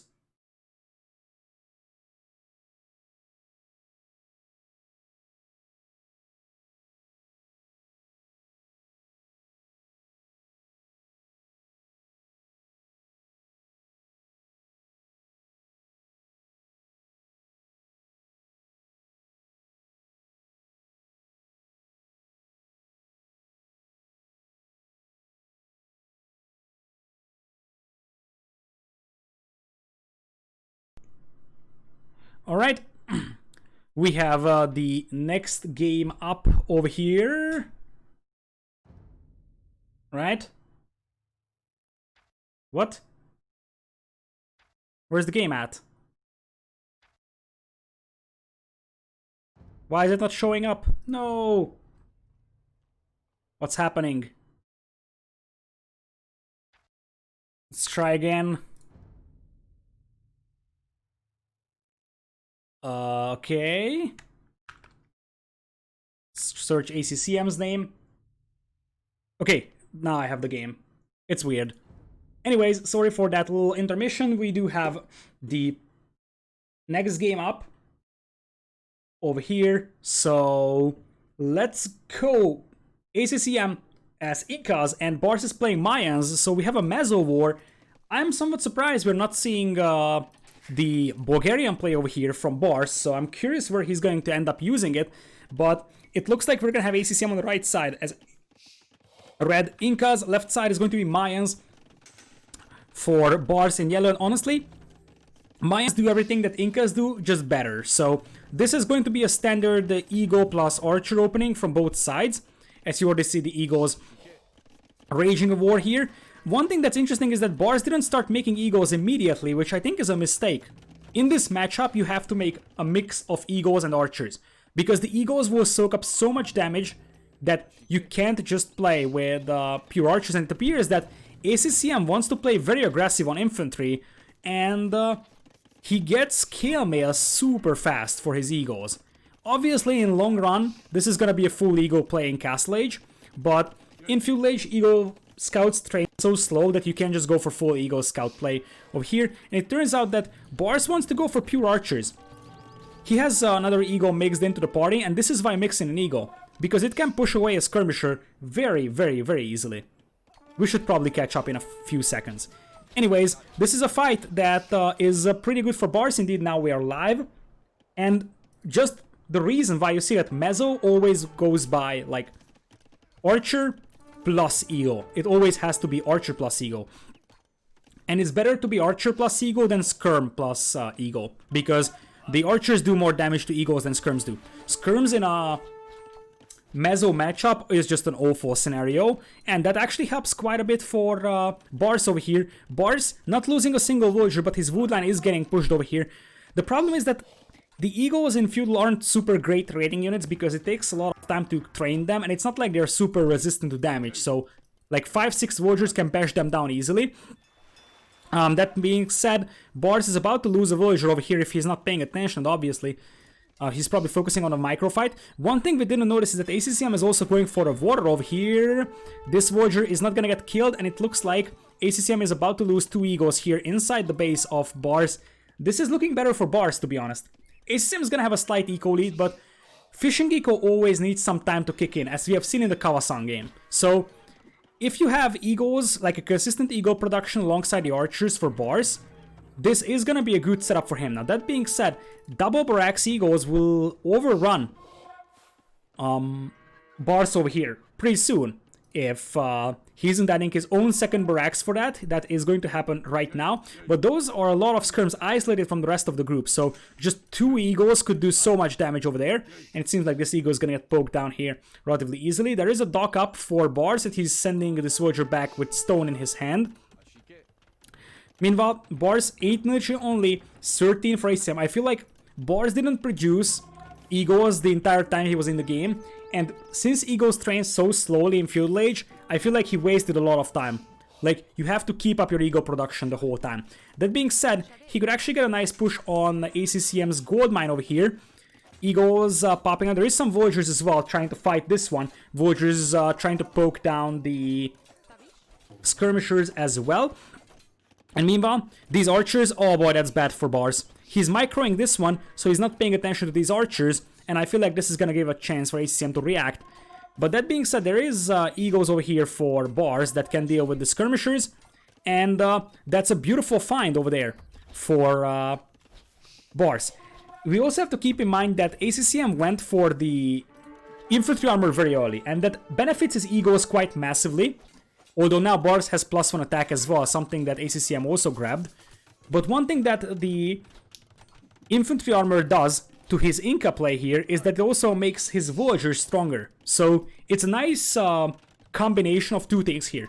It's going to make your army stronger, but in a map where raids can be pretty common, it actually helps at defending you and protecting your own villagers as well. Now ACCM has a completely untouched fishing eco over here, and that starts to show in the food count. So I feel like this is the point where Barles needs to start pressuring that fishing eco, otherwise he's gonna be in trouble. And this villager is actually mining gold from this gold mine. That's probably just something that Barles forgot about. There is no way this is intentional. This villager was mining gold and dropping it off at this mining camp. It walked all the way through. Barles was just probably too busy microing his stuff, trying to poke down a villager over here. Is he gonna get that? Castle Age is in at basically the same time for the two players, and that's going to be a villager pick from ACCM, I believe. Yes, Barles gets one villager killed over there. But in the meanwhile, it's 17 army compared to just 7. So it's not so great right now. There is quite a lot of skirms pushing Barles over here. Barles is not making any skirms. I feel like he should add 1 or 2 skirms over here himself, so that he can just match the numbers and trade off units. That's probably what he's supposed to do. A second dock is coming in here for ACCM for some more fishing efficiency. And it looks like ACCM is slowly overrunning Barles here with better and better numbers. There is a third Barracks coming in here for Barles. I assume ACCM is going to make that as well. So here is where Eagle Warriors will come in. And whoever does better rating damage is going to win the game, basically. Right now, it seems like ACCM is the one pressuring the opponent's eco. And having 6 egos out, 7 egos out already is a massive advantage right now for ACCM. That his ego numbers are 12 to 6. That's actually enormous. And every ego that you have going into Castle Age is going to have an insane effect. That being said, the ACCM's eco is going to get pushed here a little bit. I don't think this is influential enough. And I think Barles would be better off if he just went home and defended with those egos. And also, as I said, I'm a little bit disturbed by the fact that he is not even attempting to prevent his opponent from fishing over there. He doesn't see anything from his opponent right now, so on the fish. But he sees a house on the shoreline, and the only way there is a house here is if there is a villager here. And if there is a villager here, that villager is probably docking. Of course, there's a lot to pay attention to, so maybe he doesn't have the time to look at things like that. But anyways, Squires is in, and you are using your back. You should be going for Eagle Warrior. Barles is not going for Eagle Warrior. That's a huge mistake. That's a huge mistake. Why Squires first? This should be Eagle Warrior. Oh, that's so bad for Barles. He might have just thrown away the game here. I mean, Eagle Warriors aren't aren't that much better than these Eagle Scouts. But, I mean, still. He has a bunch of Eagles queued up on these barracks, but not Eagle Warrior. That's a mistake. That's an enormous mistake, and he is going to lose the game with that. That's it. One bad fight. On a map like this, one bad fight loses you the game. Oops. Did I just get out of the stats without looking at it? I pressed escape, and we were gone, but there wasn't really much to look at. This was basically a completely mirror game. And, well, whoever got the Eagle Warrior first was able to do some damage. Remember that we also had better Eagle numbers in late Feudal for ACCM, which helped immensely. I feel like Barles wanted to go pure archers. He went double ranges and actually didn't make Eagles when he started the game. I feel like you can only play a Meso Mirror matchup if you keep your barracks constantly working and getting Eagles out, because you can't afford to fall behind in Eagle numbers. No game 5? It actually is a best of 7, so we are gonna have a game 5 over here. ACCM hasn't won this series yet. It's a best of 7 and not a best of 5.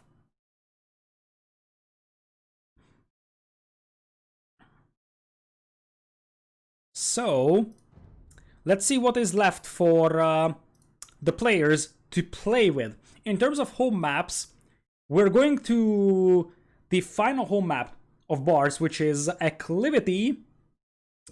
And what we're going to be left with, Incas are gone. It's a win. And Mayans are gone. It's also interesting to see that he went for Mayans first and then Aztecs later. I'm not sure why. Like, Aztecs are better for this. Obviously, Aztecs end up being sniped, so it's understandable he went Mayans first. But I feel like I'm not sure why he prioritized Mayans over Aztecs if that was his game plan. That's just something I don't understand. Anyways, Acclivity is a map where Mongols are pretty good for ACCM with the extra hunt. But basically all the other civs are working just fine. I think it's going to be Mongols, because if you want to use Mongols somewhere, it's probably going to be Acclivity. Other side, we are going to have maybe Turks here. Or Magyars. It's hard to say. I'm not sure what Barles has on his mind. There is still Atacama, Frigid Lake, and Acclivity to play if we go to 7 games. That seems unlikely right now. Like, ACCM is being dominant in the final 3 games, to be honest. And it really is showing that he's an excellent player, like an expert player, and Barles is a good player. But minor differences can actually end up winning games and losing games. Like, for example, just a slightly better Feudal Age in the previous game ended up winning the game for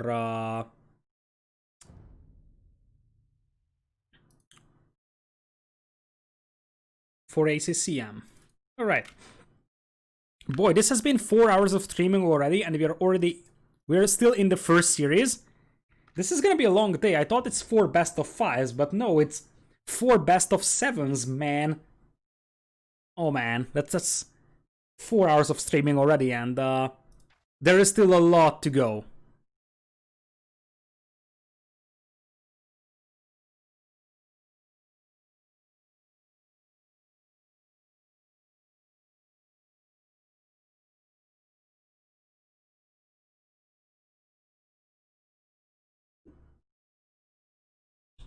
Sounds like we need a co-caster. I'm not sure how I'm gonna handle today. The problem is that my voice alone is already starting to fall apart, because yesterday I was casting like 8 hours. Now it's going to be 4 hours already, and it could be 8 as well. These are just some very, very long weekends.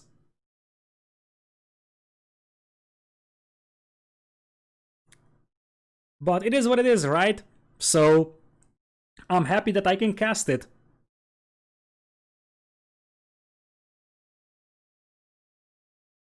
I wish I could cast the main event as well, but that's not how Red Bull works. As you see on the screen as well, twitch.tv/Red Bull will be the main event. 8 invited players, 4 qualifiers from this weekend and 4 qualifiers from next weekend. That gives a 16 player lineup for the main event of Red Bull Wololo 3. Prize pool is $30,000 for the players to grab. And the 8 invited players are Hera, Leary, Tato, Viper, Yo, Max, Nikov, and Kaposh, I believe. Alright, the game has apparently started, according to Robo.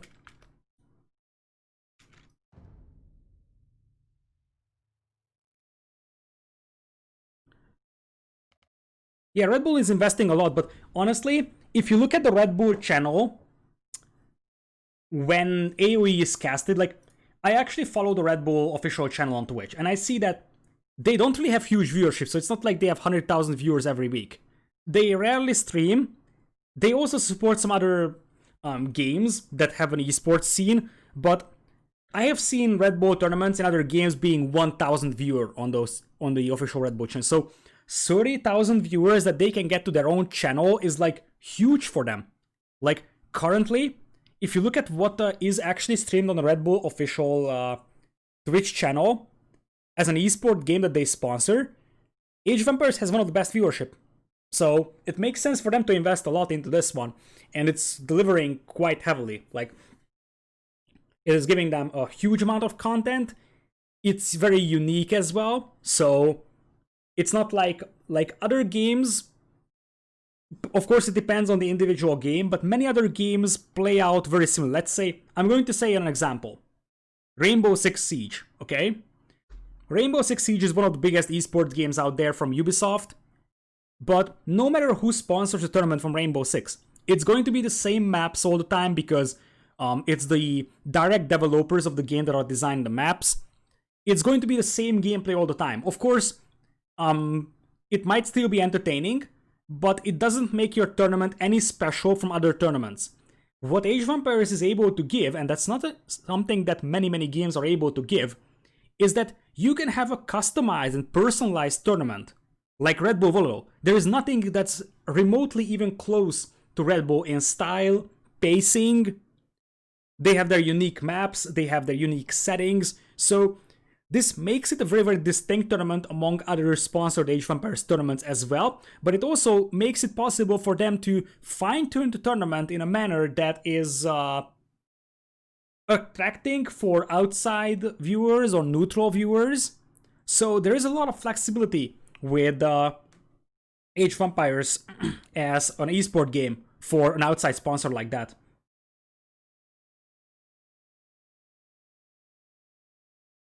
So we're gonna jump into the next game, and here's the surprise. Turks for Bars. I think that he assumed that ACM is gonna pick Mongols here, because Mongols is a fairly standard pick. As you see, ACM is on the right side as Mongols in red, left side is Bars as Turks in yellow. Mongols is a perfectly standard civilization selection over here. You have patches of Hunt over here on the outside, so it's fairly obvious that you can actually get a benefit from that with Mongols. Other side, Turks, this is a interesting civ selection, but it's not bad, because the thing is that Turkish light cav is pretty scary, and this is one of those maps you can wall off relatively easily, so you are likely to get up to Castle Age over here. So the thing is that Mongols will open scouts themselves, so Turks, all they have to do is just match those scouts and try to take reasonable engagements or try to get some raiding damage done. Other side, if you get to Castle Age, you're gonna have the free light cav upgrade, which is going to make those light cavs beastly. You already see that there is one extra pierce armor on these scouts. That makes them one of the best arrow fire resistant light cavalry in the game, and that is huge. Turkish light cav is actually one of the very few types of light cavalry that actually is reasonable as an anti-archer option and can take good fights against archers. Because like 10-15 crossbows can micro away from normal light cavalry in a manner that it's not cost efficient for a light cav to fight that.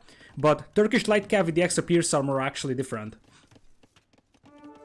What do Turks do versus Mongol cav long term without pikemen? Camels. They can go camels. They can go Sipahi cav archers. That could also be an idea. And it looks like we're gonna have an archer range over here. It is not a lot of scouts out from Bars.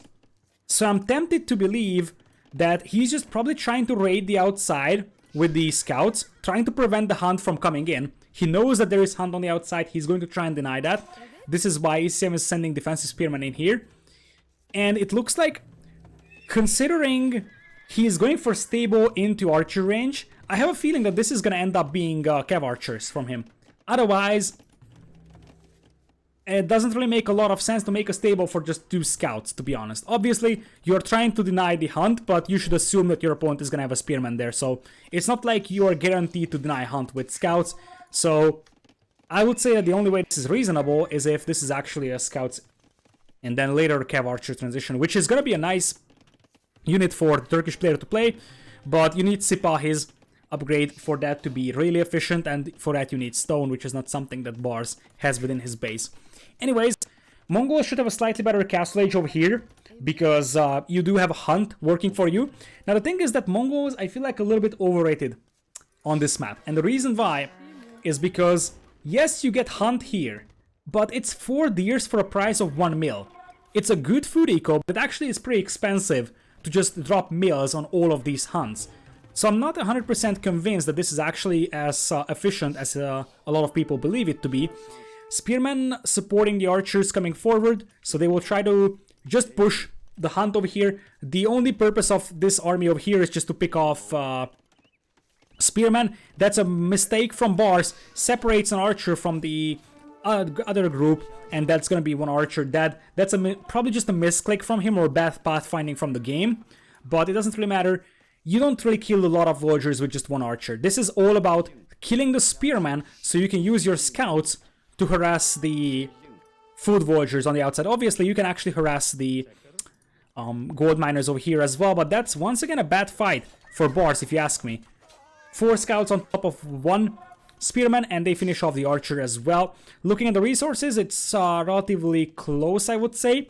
Bars is a little bit too heavy on gold here, so 9 on gold, 20 on food. Both players will probably have a very close Castle Age time over here. So, at this point, Bars did manage to kill 1 villager so far, but that's basically it. You can see the end indicator over here. 1 villagers killed, villagers lost, and of course the other way around. So, this is what I wasn't a big fan of for ACCM. Is it worth it to trade 100 wood to what is like 500 food? Like, yes, it's worth it, that's the answer. Especially with Mongols that get a fast food income. but it's not as super cost efficient as you would think. So if you compare the two players, both players actually went for scouts, and if you look at this, Barles is gonna take up at the same time, and the reason why is because Barles doesn't have to keep that many villagers on wood, because ACCM is forced to make mills here. So yes, this is a good trade, but I feel like it's not something that's like super strong for Mongols. I feel like, in fact, I'm not even sure if this is actually worth it for Mongols here to move out. Or at least, especially if you aren't sure you can protect your villagers. Like, if you can protect your villagers, it's probably worth it, but it's not super cost efficient, to be honest. I think Barles is waiting for that berry to be picked. Look at that, that's so smart.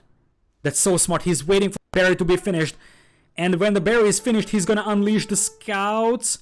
He needs to move now. He's getting his gate pushed. This is why he's not reacting, and oh, the opportunity slips away. The opportunity slips away here, and that's a good question, honestly. Is this a fast imp from Turks? That would be a massive surprise. I don't think it is. But resource-wise, like, fast imp would be a suicide on a map like this, don't get me wrong. But resource-wise, it's not impossible. I think Barles is too heavy on gold right now. 8 villagers should have been completely fine for him. That being said, he's gonna have crossbows on the field, and that's probably crossbow, Baltkin, maybe even Tumbring when it's possible. But you see, there is still quite a lot of gold in the bank. This is why I guess some people might think it could be aiming for a faster Imperial here. And here's the Light Cav, which is going to be very nice at dealing with like Mangonels, dealing with the skirmishers potentially, and it looks like ACCM is gonna go for his own Light Cav. He's got +1/+1 and the bloodlines as well on those. Not a lot of upgrades for Barles, in fact 0 upgrades. All he has is the extra pierce armor from Turks. There is some farming eco denied from ACCM over here, so his food eco isn't that glorious. And now we're gonna have some camels, because ACCM is going for full cavalry. I think the camel crossbow play can work very nicely for Barles, and I would dare to say that now he is in the driver's seat of this game. He's playing a 1TC build only, so this is fairly aggressive from him. He's gonna have to do damage though, because ACCM is gonna be on 3 TCs and he's already mining stone, and if he gets to reasonable amount of stone, he can drop a defensive castle, and then probably the chance to do huge damage is going to be gone for Barles. Anyways, right hand side is still gold mine for ACCM. It's not something that Barles knows about, I believe. And Barles going for Boso. His eco is slightly better than that of ACCM's. He's trying to open up some more space over here so he can actually escape a little bit easier. And decides to just knock down the mining camp because he feels like that is going to delay the gold income of his opponent. But in reality, that doesn't change a lot. Though ACCM only has 4 villagers on gold, so it's not a huge amount of gold income, which definitely hurts for our Vietnamese player over here. And he is making a lot of knights. Knights with +1/+2. I am not 100% convinced this is a good fight for ACCM. There is a lot of camels and spears over here. At best, this is a cleanup, but not a very cost-efficient cleanup. ACCM tries to trap that army over here, but see? This is not a good fight for ACCM. He gets his army cleaned up here, and I mean, this army is trapped now, but this paw side is relatively weak over here, and this was a bad fight for ACCM. In the meanwhile, I think he lost some villagers on the wood line because I see some corpses over there, and ACCM is really scrambling for wood right now. The only wood line he can take is here.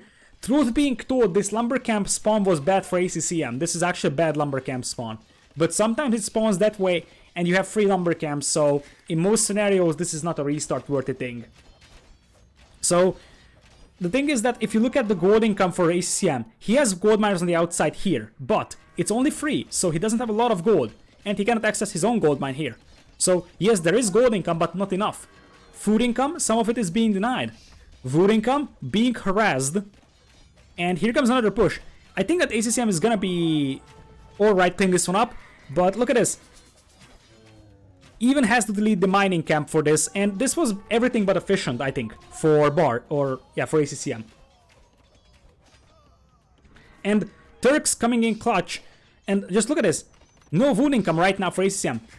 He has to start sending villagers to the outside to get any kind of wood income right now, and he's still just going knights, which is something that Barles can still match with camels. For whatever reason, Barles stopped making camels here. He's going for a third range and he's going for additional TCs, but this is a good game for Barles. All he needs to do is just keep making camels because he wants to actually match the knight numbers of his opponent. And despite the fact the ACCM was 3 TCs for a long time, whereas Barles was just 1, Barles actually has the villager lead.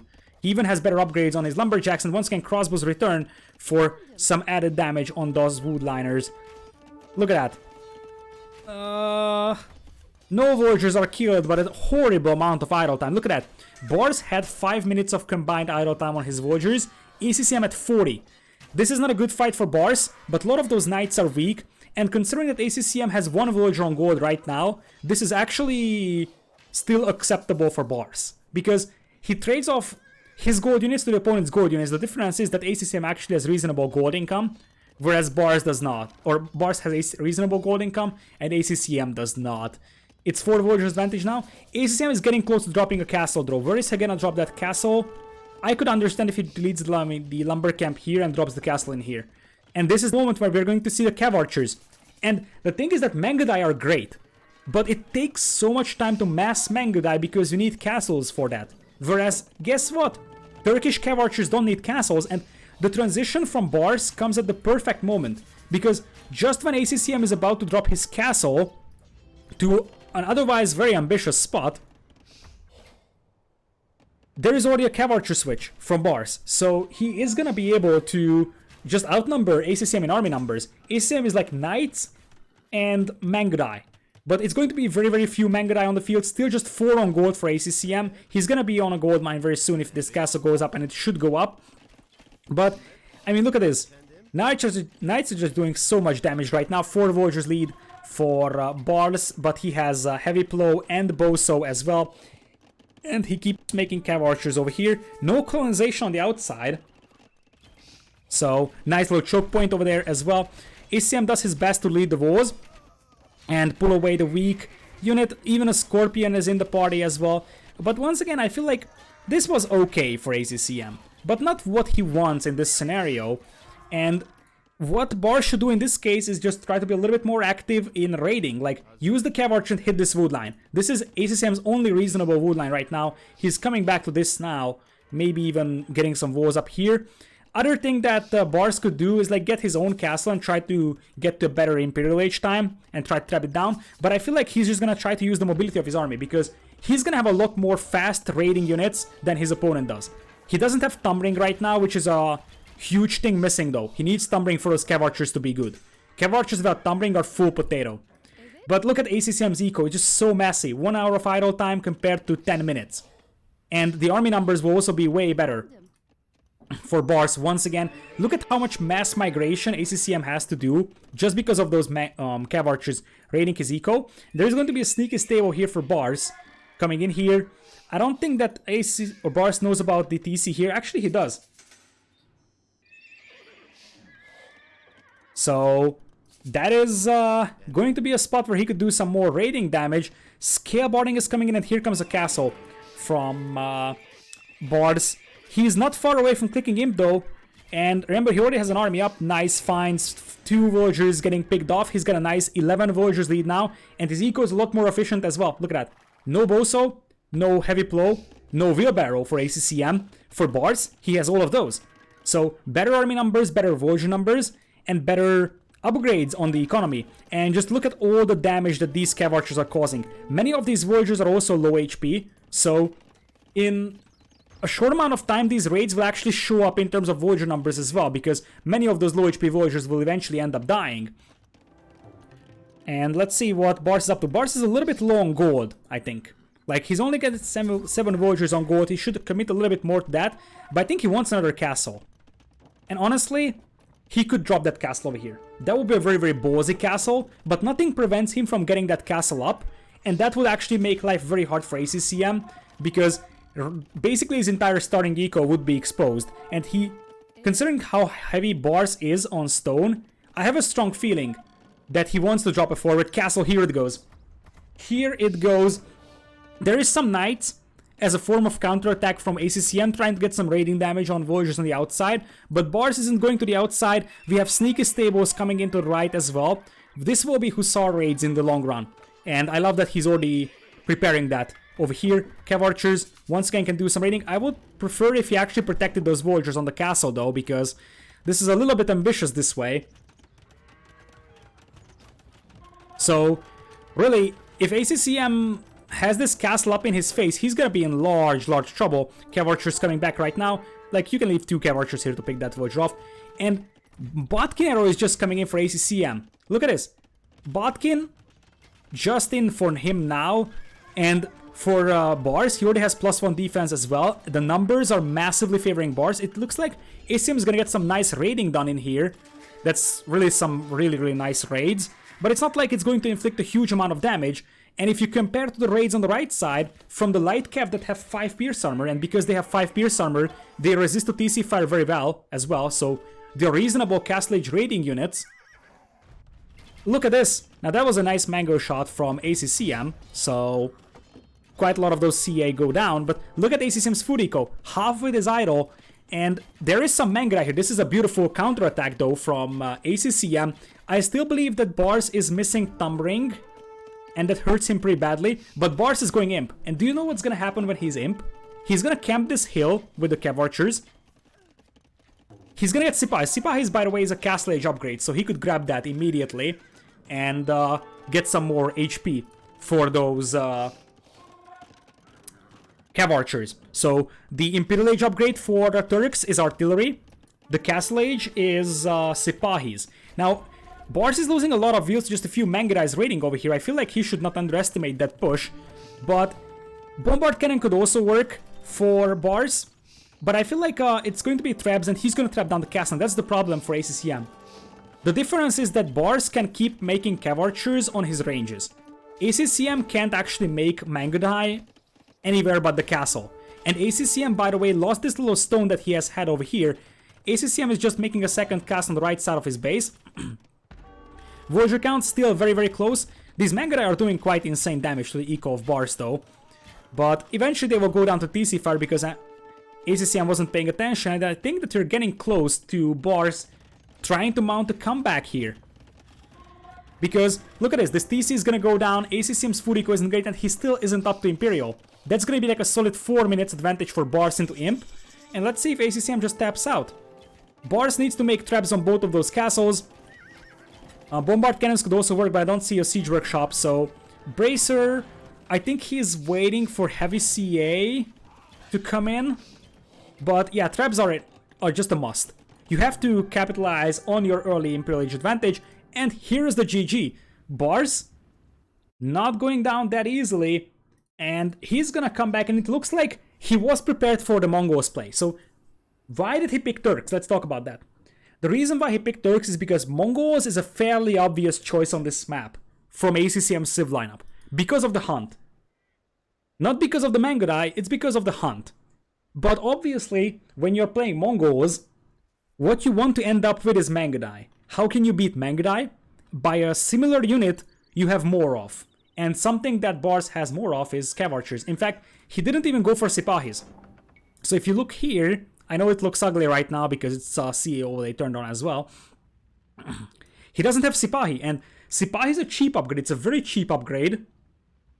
And it gives 20 more HP. 350 food, 150 for Barles. If you look at his resources, he went Bracer. I think he was waiting for heavy CA upgrade. Upgrade cost 900, 500. So probably he was waiting for heavy CA. But I feel like he could have just done Sipahis while he was going up, and he would already have 90 HP Cav Archers. Very nicely done by Barles. And the Turks' counter pick to the Mongols worked out really nicely here. It wasn't about the light Cav, it was about the Cav Archers. And also about the fact that the Camels could match ACCM's Knights, and the crossbows were just doing so much damage in terms of raiding. And Barles not going down easily.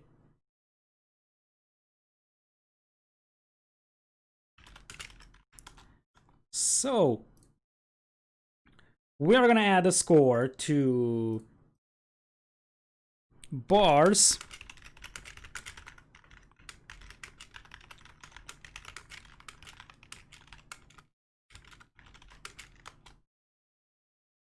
And that leaves us with the second home map of ACCM coming in. Atacama or Frigid Lake? That's the question. Looking at this, we will have Turks gone for Barles and Mongols gone for ACCM. For Atacama, he's saving Khmer. So Frigid Lake is either Slavs or Berbers. Slavs feels a little bit better there, to be honest. Other side, Magyars, Malians, Bulgarians. Magyars is the safe for Atacama. Although it could be... Actually, Bulgarians could be the safe for Atacama. It's a risky move from Barles to go Bulgarians on Atacama, because the mobility advantage will be on the side of Khmer. But the men-at-arms play on Atacama is actually something you can justify. I would still prefer Magyars on Atacama because you will need mobility, but like men-at-arms into scouts could actually work out nicely for Barles on Atacama. And that would leave Magyars for maybe Frigid Lake, but I feel like Malians is better on Frigid Lake, so it could be Malians versus Slavs. So, let's see what we got. According to Robo, the game has started. So, we're gonna have game number 6 over here in Frigid Lake. ACCM, 1 game away from qualifying, and we have an interesting Civ selection over here, not gonna lie. Khmer for ACCM. This leaves Slavs for Atacama, which is perfectly fine as well, but I feel like on Atacama you just need your ability to jump into houses. So I don't know why ACCM is picking Khmer here. Like, the only reason why you would pick Khmer here is because you can't place your farms around your TC, so you will have to place farms elsewhere, and you don't have to mill them, which is a nice early advantage. However, I still classify being able to jump into town centers, or being able to jump into houses and save your villagers on Atacama a lot more valuable than this farming here. I feel like something like Japanese might work just as okay. I understand the Khmer pick here, I just feel like at least my personal preference is to have Khmer on Atacama. But we're different players, of course. Like, if they feel confident about not losing wheels on Atacama without jumping into houses, it's perfectly fine. Anyways, we have a Malian opponent here, Barles, coming in here, and let's see if he's gonna try and dog. Both players going for archer ranges at the beginning of this game. And it looks like ACCM is heavy on the walls, Barles not so much.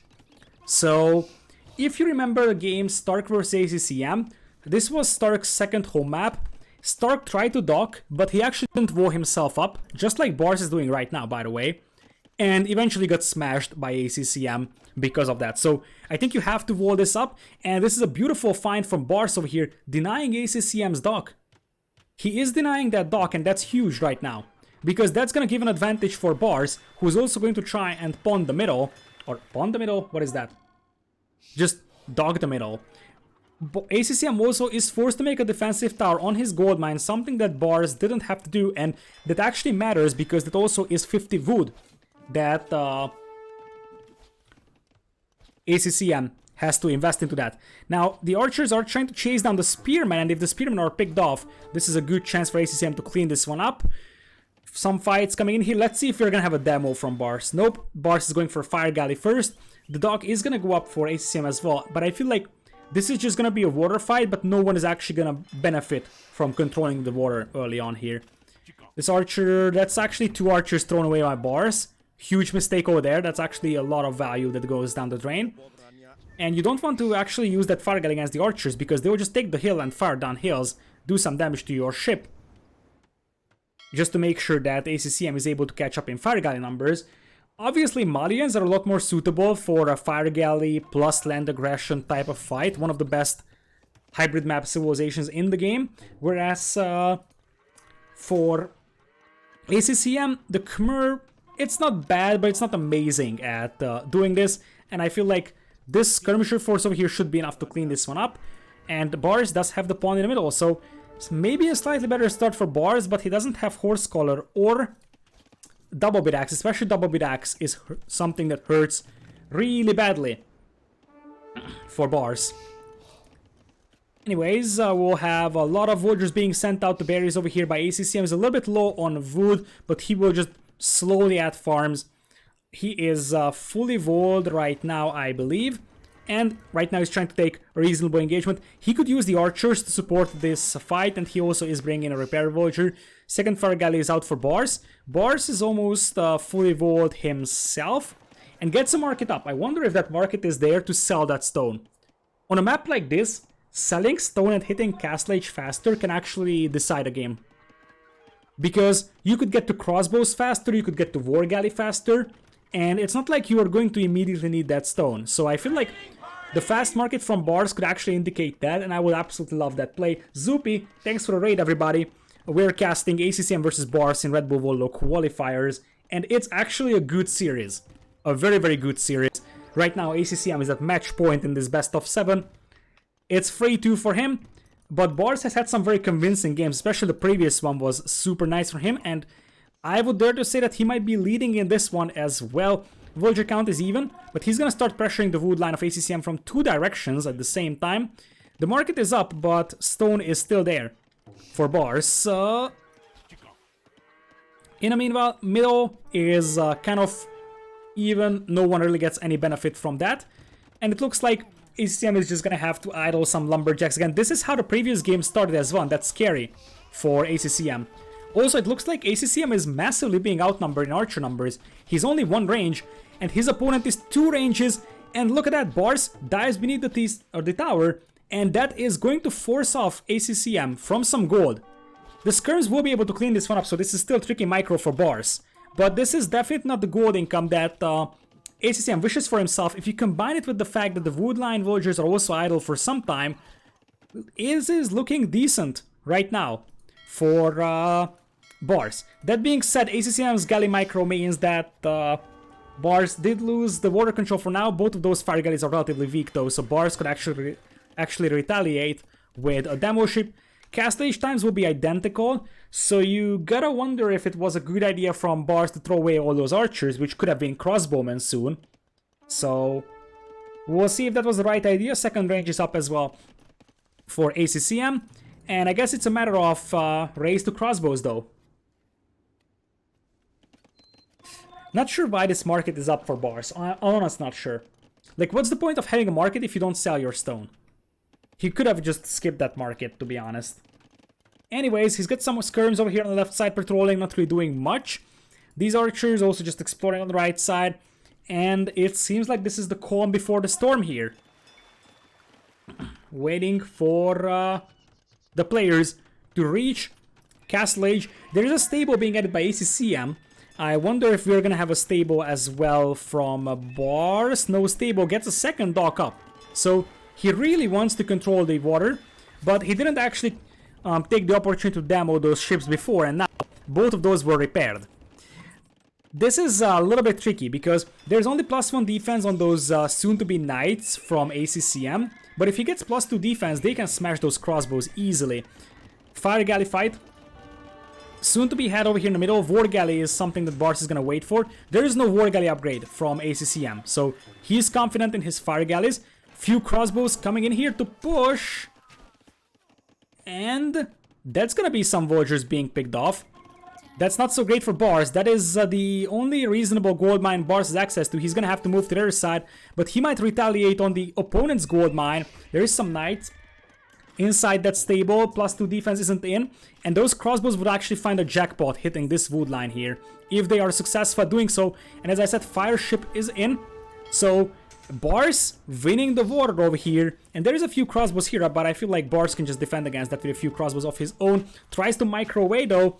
ACCM's micro here is looking nice, and it looks like it's just gonna be a trade of crossbows at the end of the day. Probably not a very good trade, to be honest, for Barles over here. And this is his tournament life on the line here, and I feel like he's in a tough spot.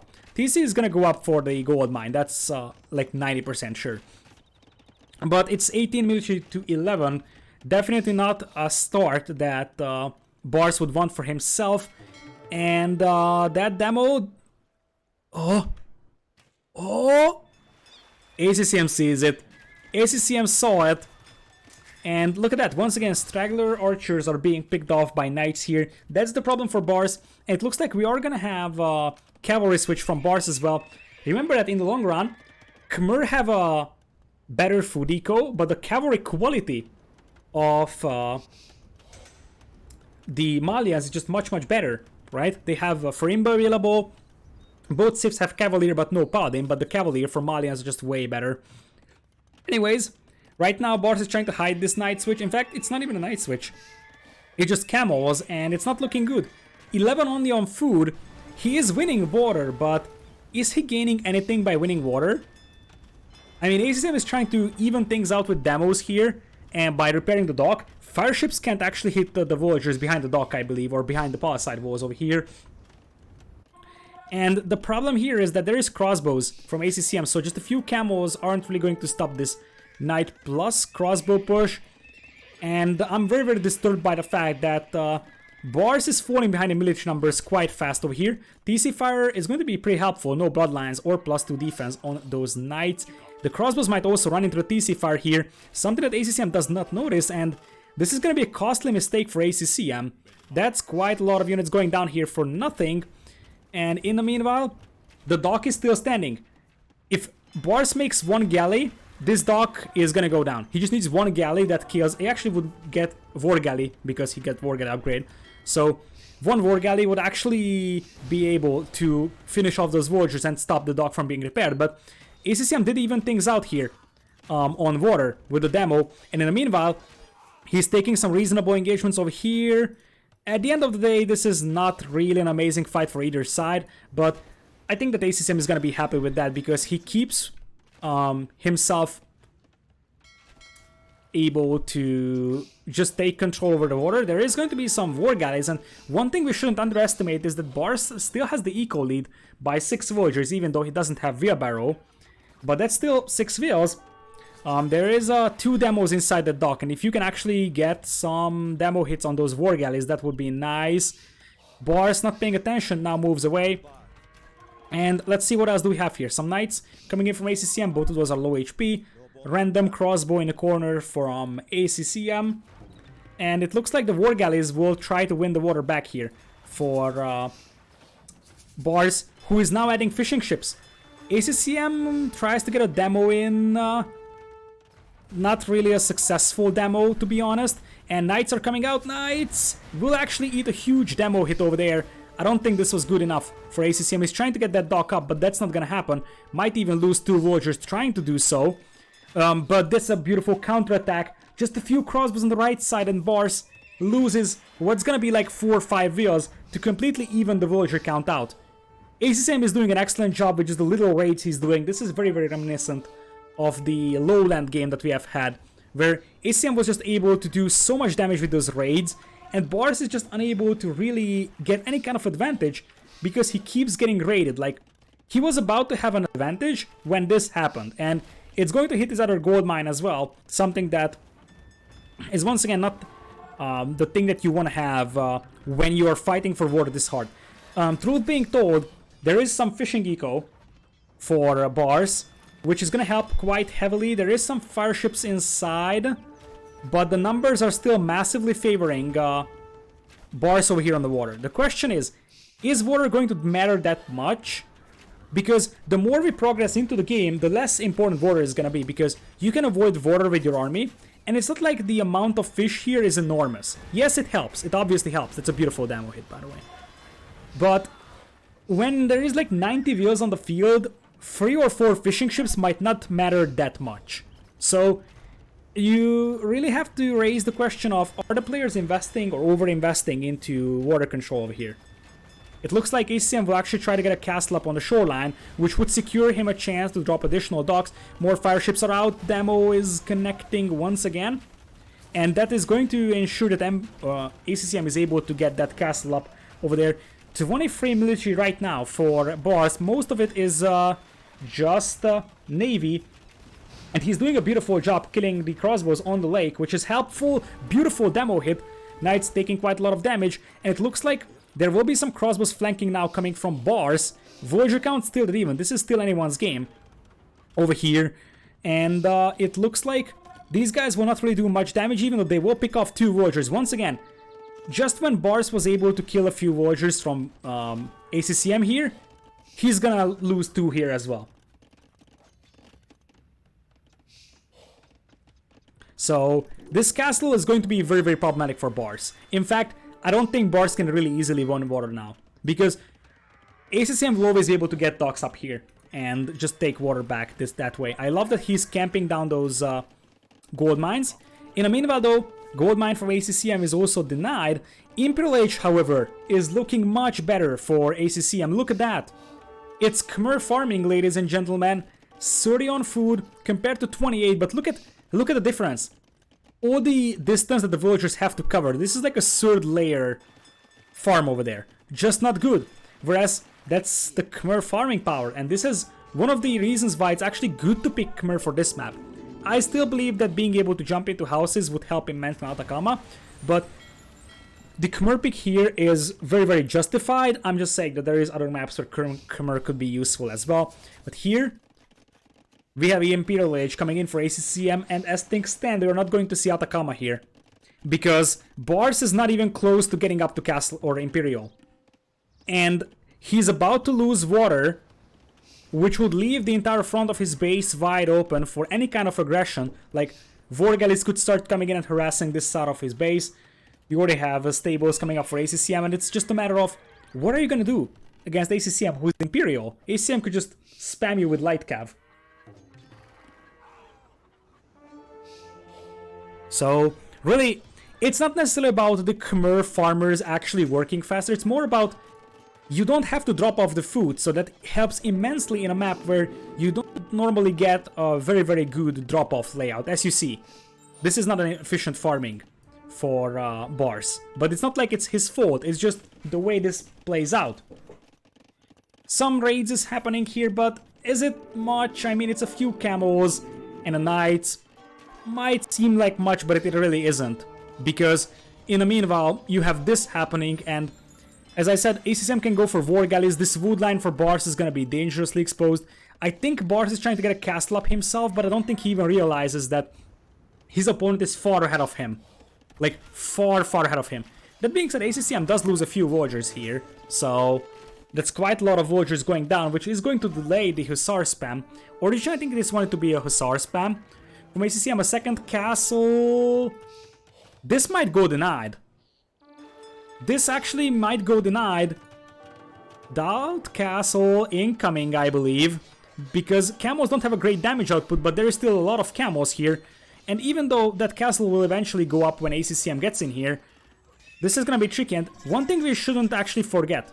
Yes, ACCM has the pond, but Barles is gonna have camels available that would smash the knights, or that could actually smash the light cavalry as well. The problem is that he's still Castle Age and his opponent is Imp. And it's Bracers, so we're gonna have an Arbalest switch here from ACCM. He understands that he doesn't even need to switch into Arbalest very heavily because he already had crossbows, so it's just getting the upgrades.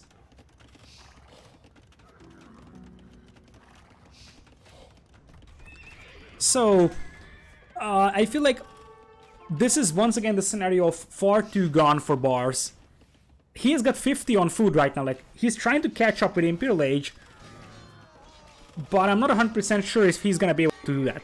But his military numbers are looking pretty decent, to be honest, and one thing ACCM doesn't have a lot of is gold.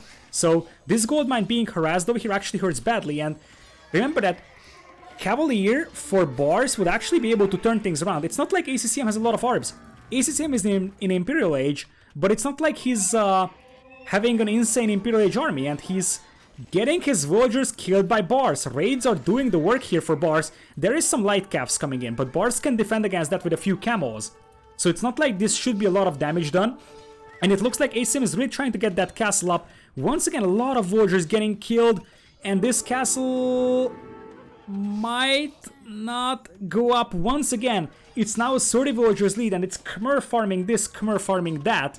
But 30 villagers is 30 villas. And I feel like Barles, if he goes for a mix of camels and knights, he could actually read this.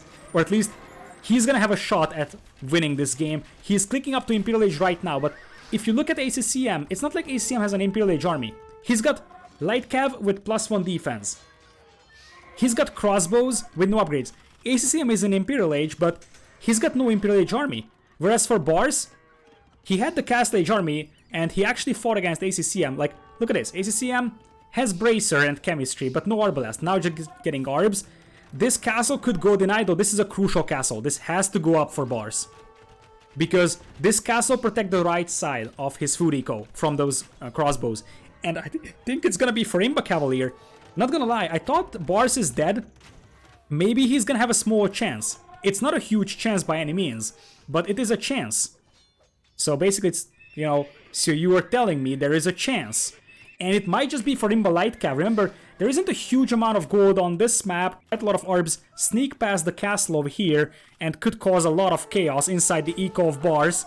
All that eco lead could be gone in 5 seconds if Barles doesn't react to this. But Farimba Light Cavs would actually be pretty devastating at raiding. Super cost-efficient raiding units over here. So the problem for Barles is that he's losing quite a lot of farming eco. Voyager count evening out. Just a few Arbs denying all the farming space here. That's a disaster for Barles. From like 60 food Voyagers, he went down to like 40 in a matter of seconds. That being said, ACCM's eco is under heavy pressure as well, and in the long run, the unit comp of Barles is actually much better. Because the thing is that ACCM will not be able to sustain the archer production. This map doesn't have a huge amount of gold. And Barles, he seems like he's feeding blood in the water. A mixture of camos and light calves will be something that ACCM is gonna struggle to deal with. And the Voyager differential is decreasing now, but what is ACCM gonna do against the camos? Like, he's still denying farming space here. And I'm somewhat surprised we're not seeing Barles going for the Cavalier. He goes for heavy camo instead. Not necessarily a fan of that. It's expensive, and I'm not sure if it benefits you directly. I feel like he's just getting +2 defense, by the way. But I feel like Farimba here, instead of getting the heavy camo, like Farimba Light Cav would have been much better. Like, these guys would be a lot stronger. This is not a good fight for Barles, but he's going to win it anyways. Looking at ACCM's eco, it is still 56 on food. The problem for ACCM is that he's gonna die to heavy camos now, because he doesn't have Arbs on the field. And as expensive and slow is the heavy camo upgrade, if ACCM just wants to play Hussars, the Farimba camos will eat him. Even Farimba Light Cavs will eat his Hussars, I believe. And, well, right now, ACCM is still trying to raid. I love this stone walls to the edge of the map for some additional safety. Over here, Barles has quite a lot of idols right now, gets +4 defense for his cavalry over here, but he's not making units. Fast fires. Barles wants to reclaim control over the pond. In fact, he does. And you gotta wonder what he wants to do with that water control. The thing is that there is going to be a pikeman switch from Barles, or from ACCM. That's gonna be scary, but still okay for Barles at the same time, because the Halberdier switch is indeed gonna be scary, but the lack of mobility from Halberdiers would mean that Barles could raid the eco of ACCM to absolute death, just like this. These guys still do not have Farimba or even +2 attack, something that Barles really needs, but I feel like Barles' position is very well defended. Castles or stone walls protecting all of his eco. Whereas, on the other side, ACCM has a lot of exposed units. There is some Arbs on the left side, but look at this. Light Cav after Light Cav after Light Cav, and these guys aren't even good. They don't have attack upgrades. Hussar is just coming in for ACCM, but it's 150 wheels against 130, 50 farmers against 53. Barles doesn't want to go down easily, and boy, he is delivering a great series over here.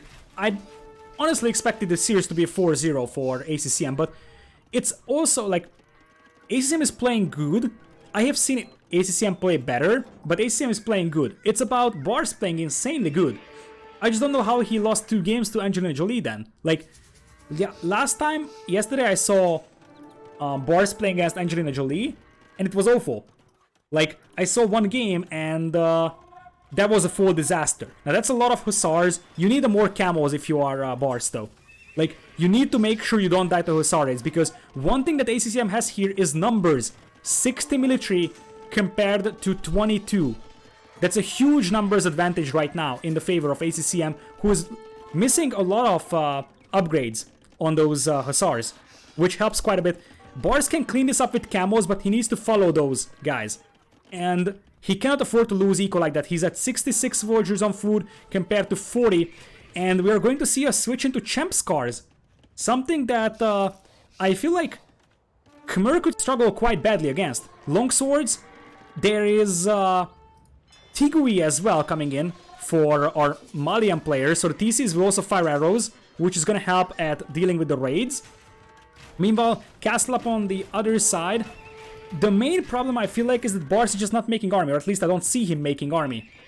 He's massing some light cav on the right side, but it's not that influential. He's down to 64 farmers just like his opponent, and really I just don't know why he went for fast fires. I feel like it's kind of unnecessary.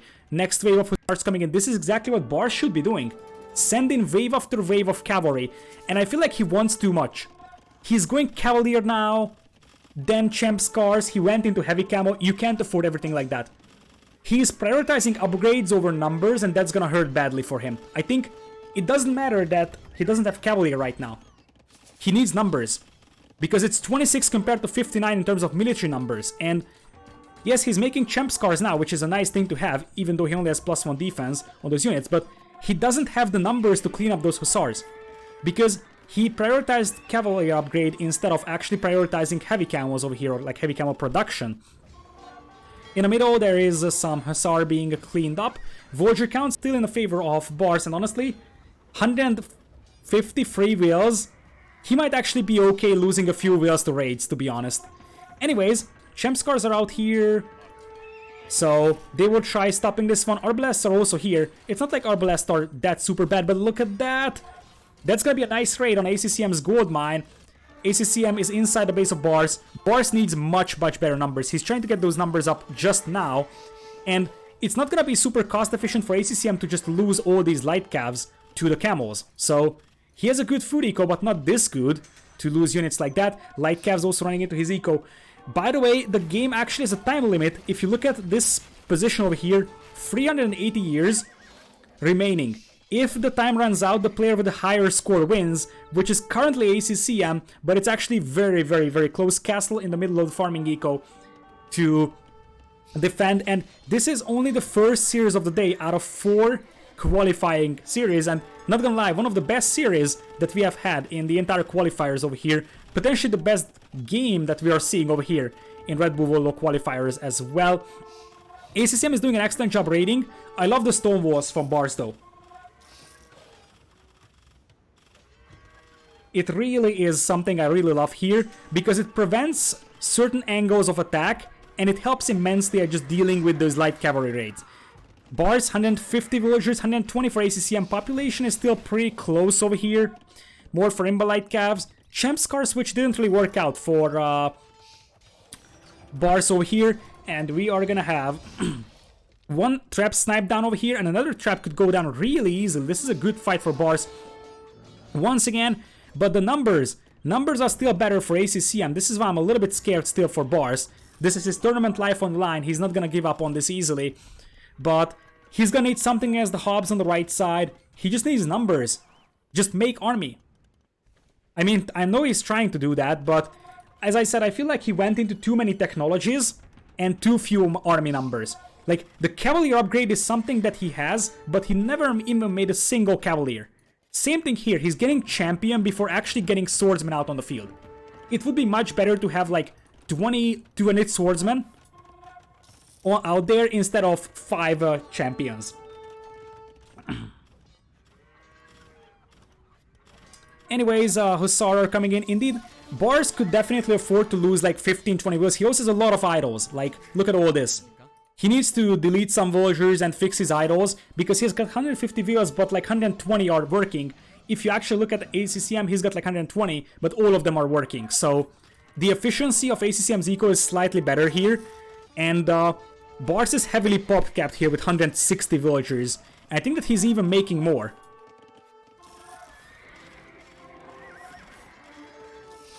So yeah, this is actually, as weird as it sounds, this is good for Barles.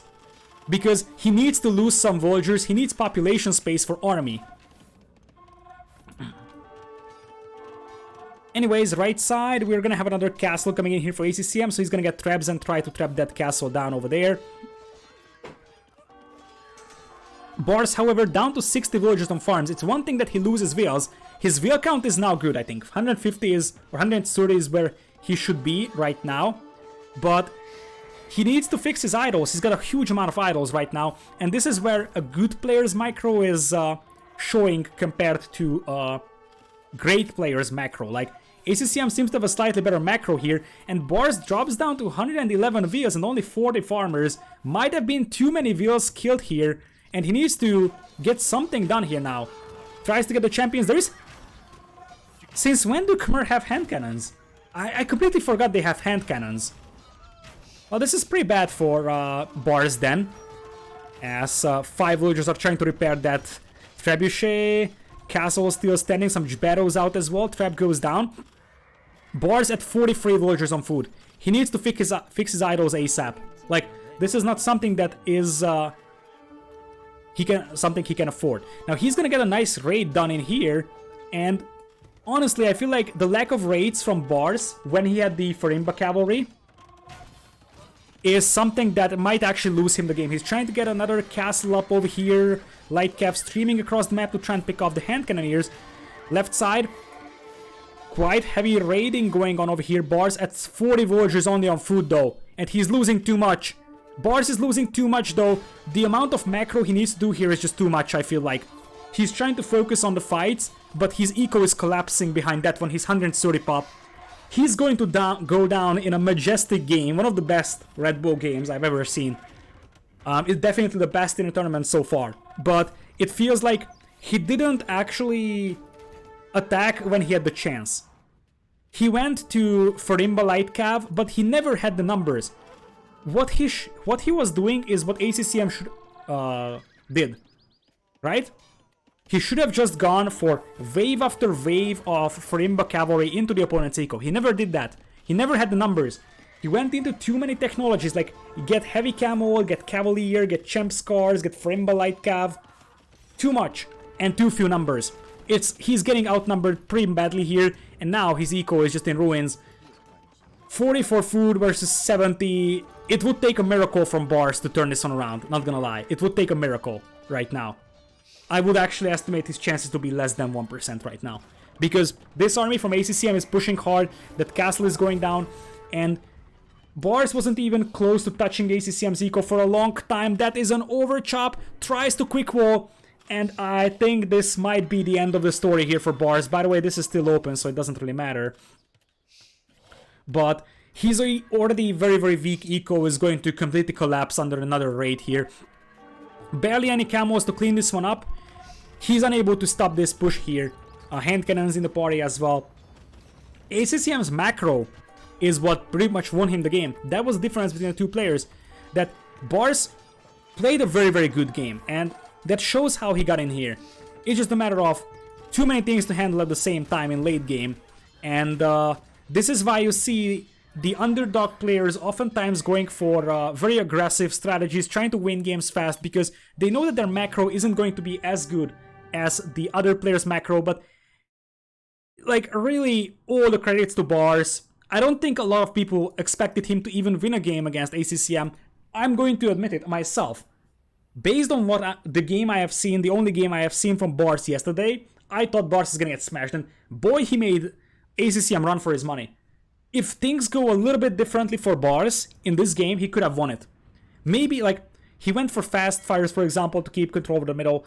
I think if he actually goes for Farimba light cav raids a little bit faster,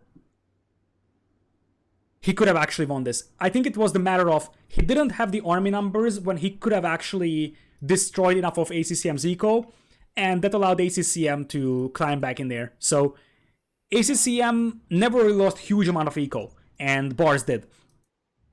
And that seals the deal here in what was an amazing game. Definitely YouTube worthy series over here, and it is going to hit YouTube as well. 10k extra food for ACCM, 1000 extra gold for Barles over there. KD is slightly better for Barles over there, but this is what actually, like, there is two things. This, like, the proportion of the dark red to the dark yellow color, so the army numbers, and also this drop over here. The fact that Barles dropped way too much in villager count.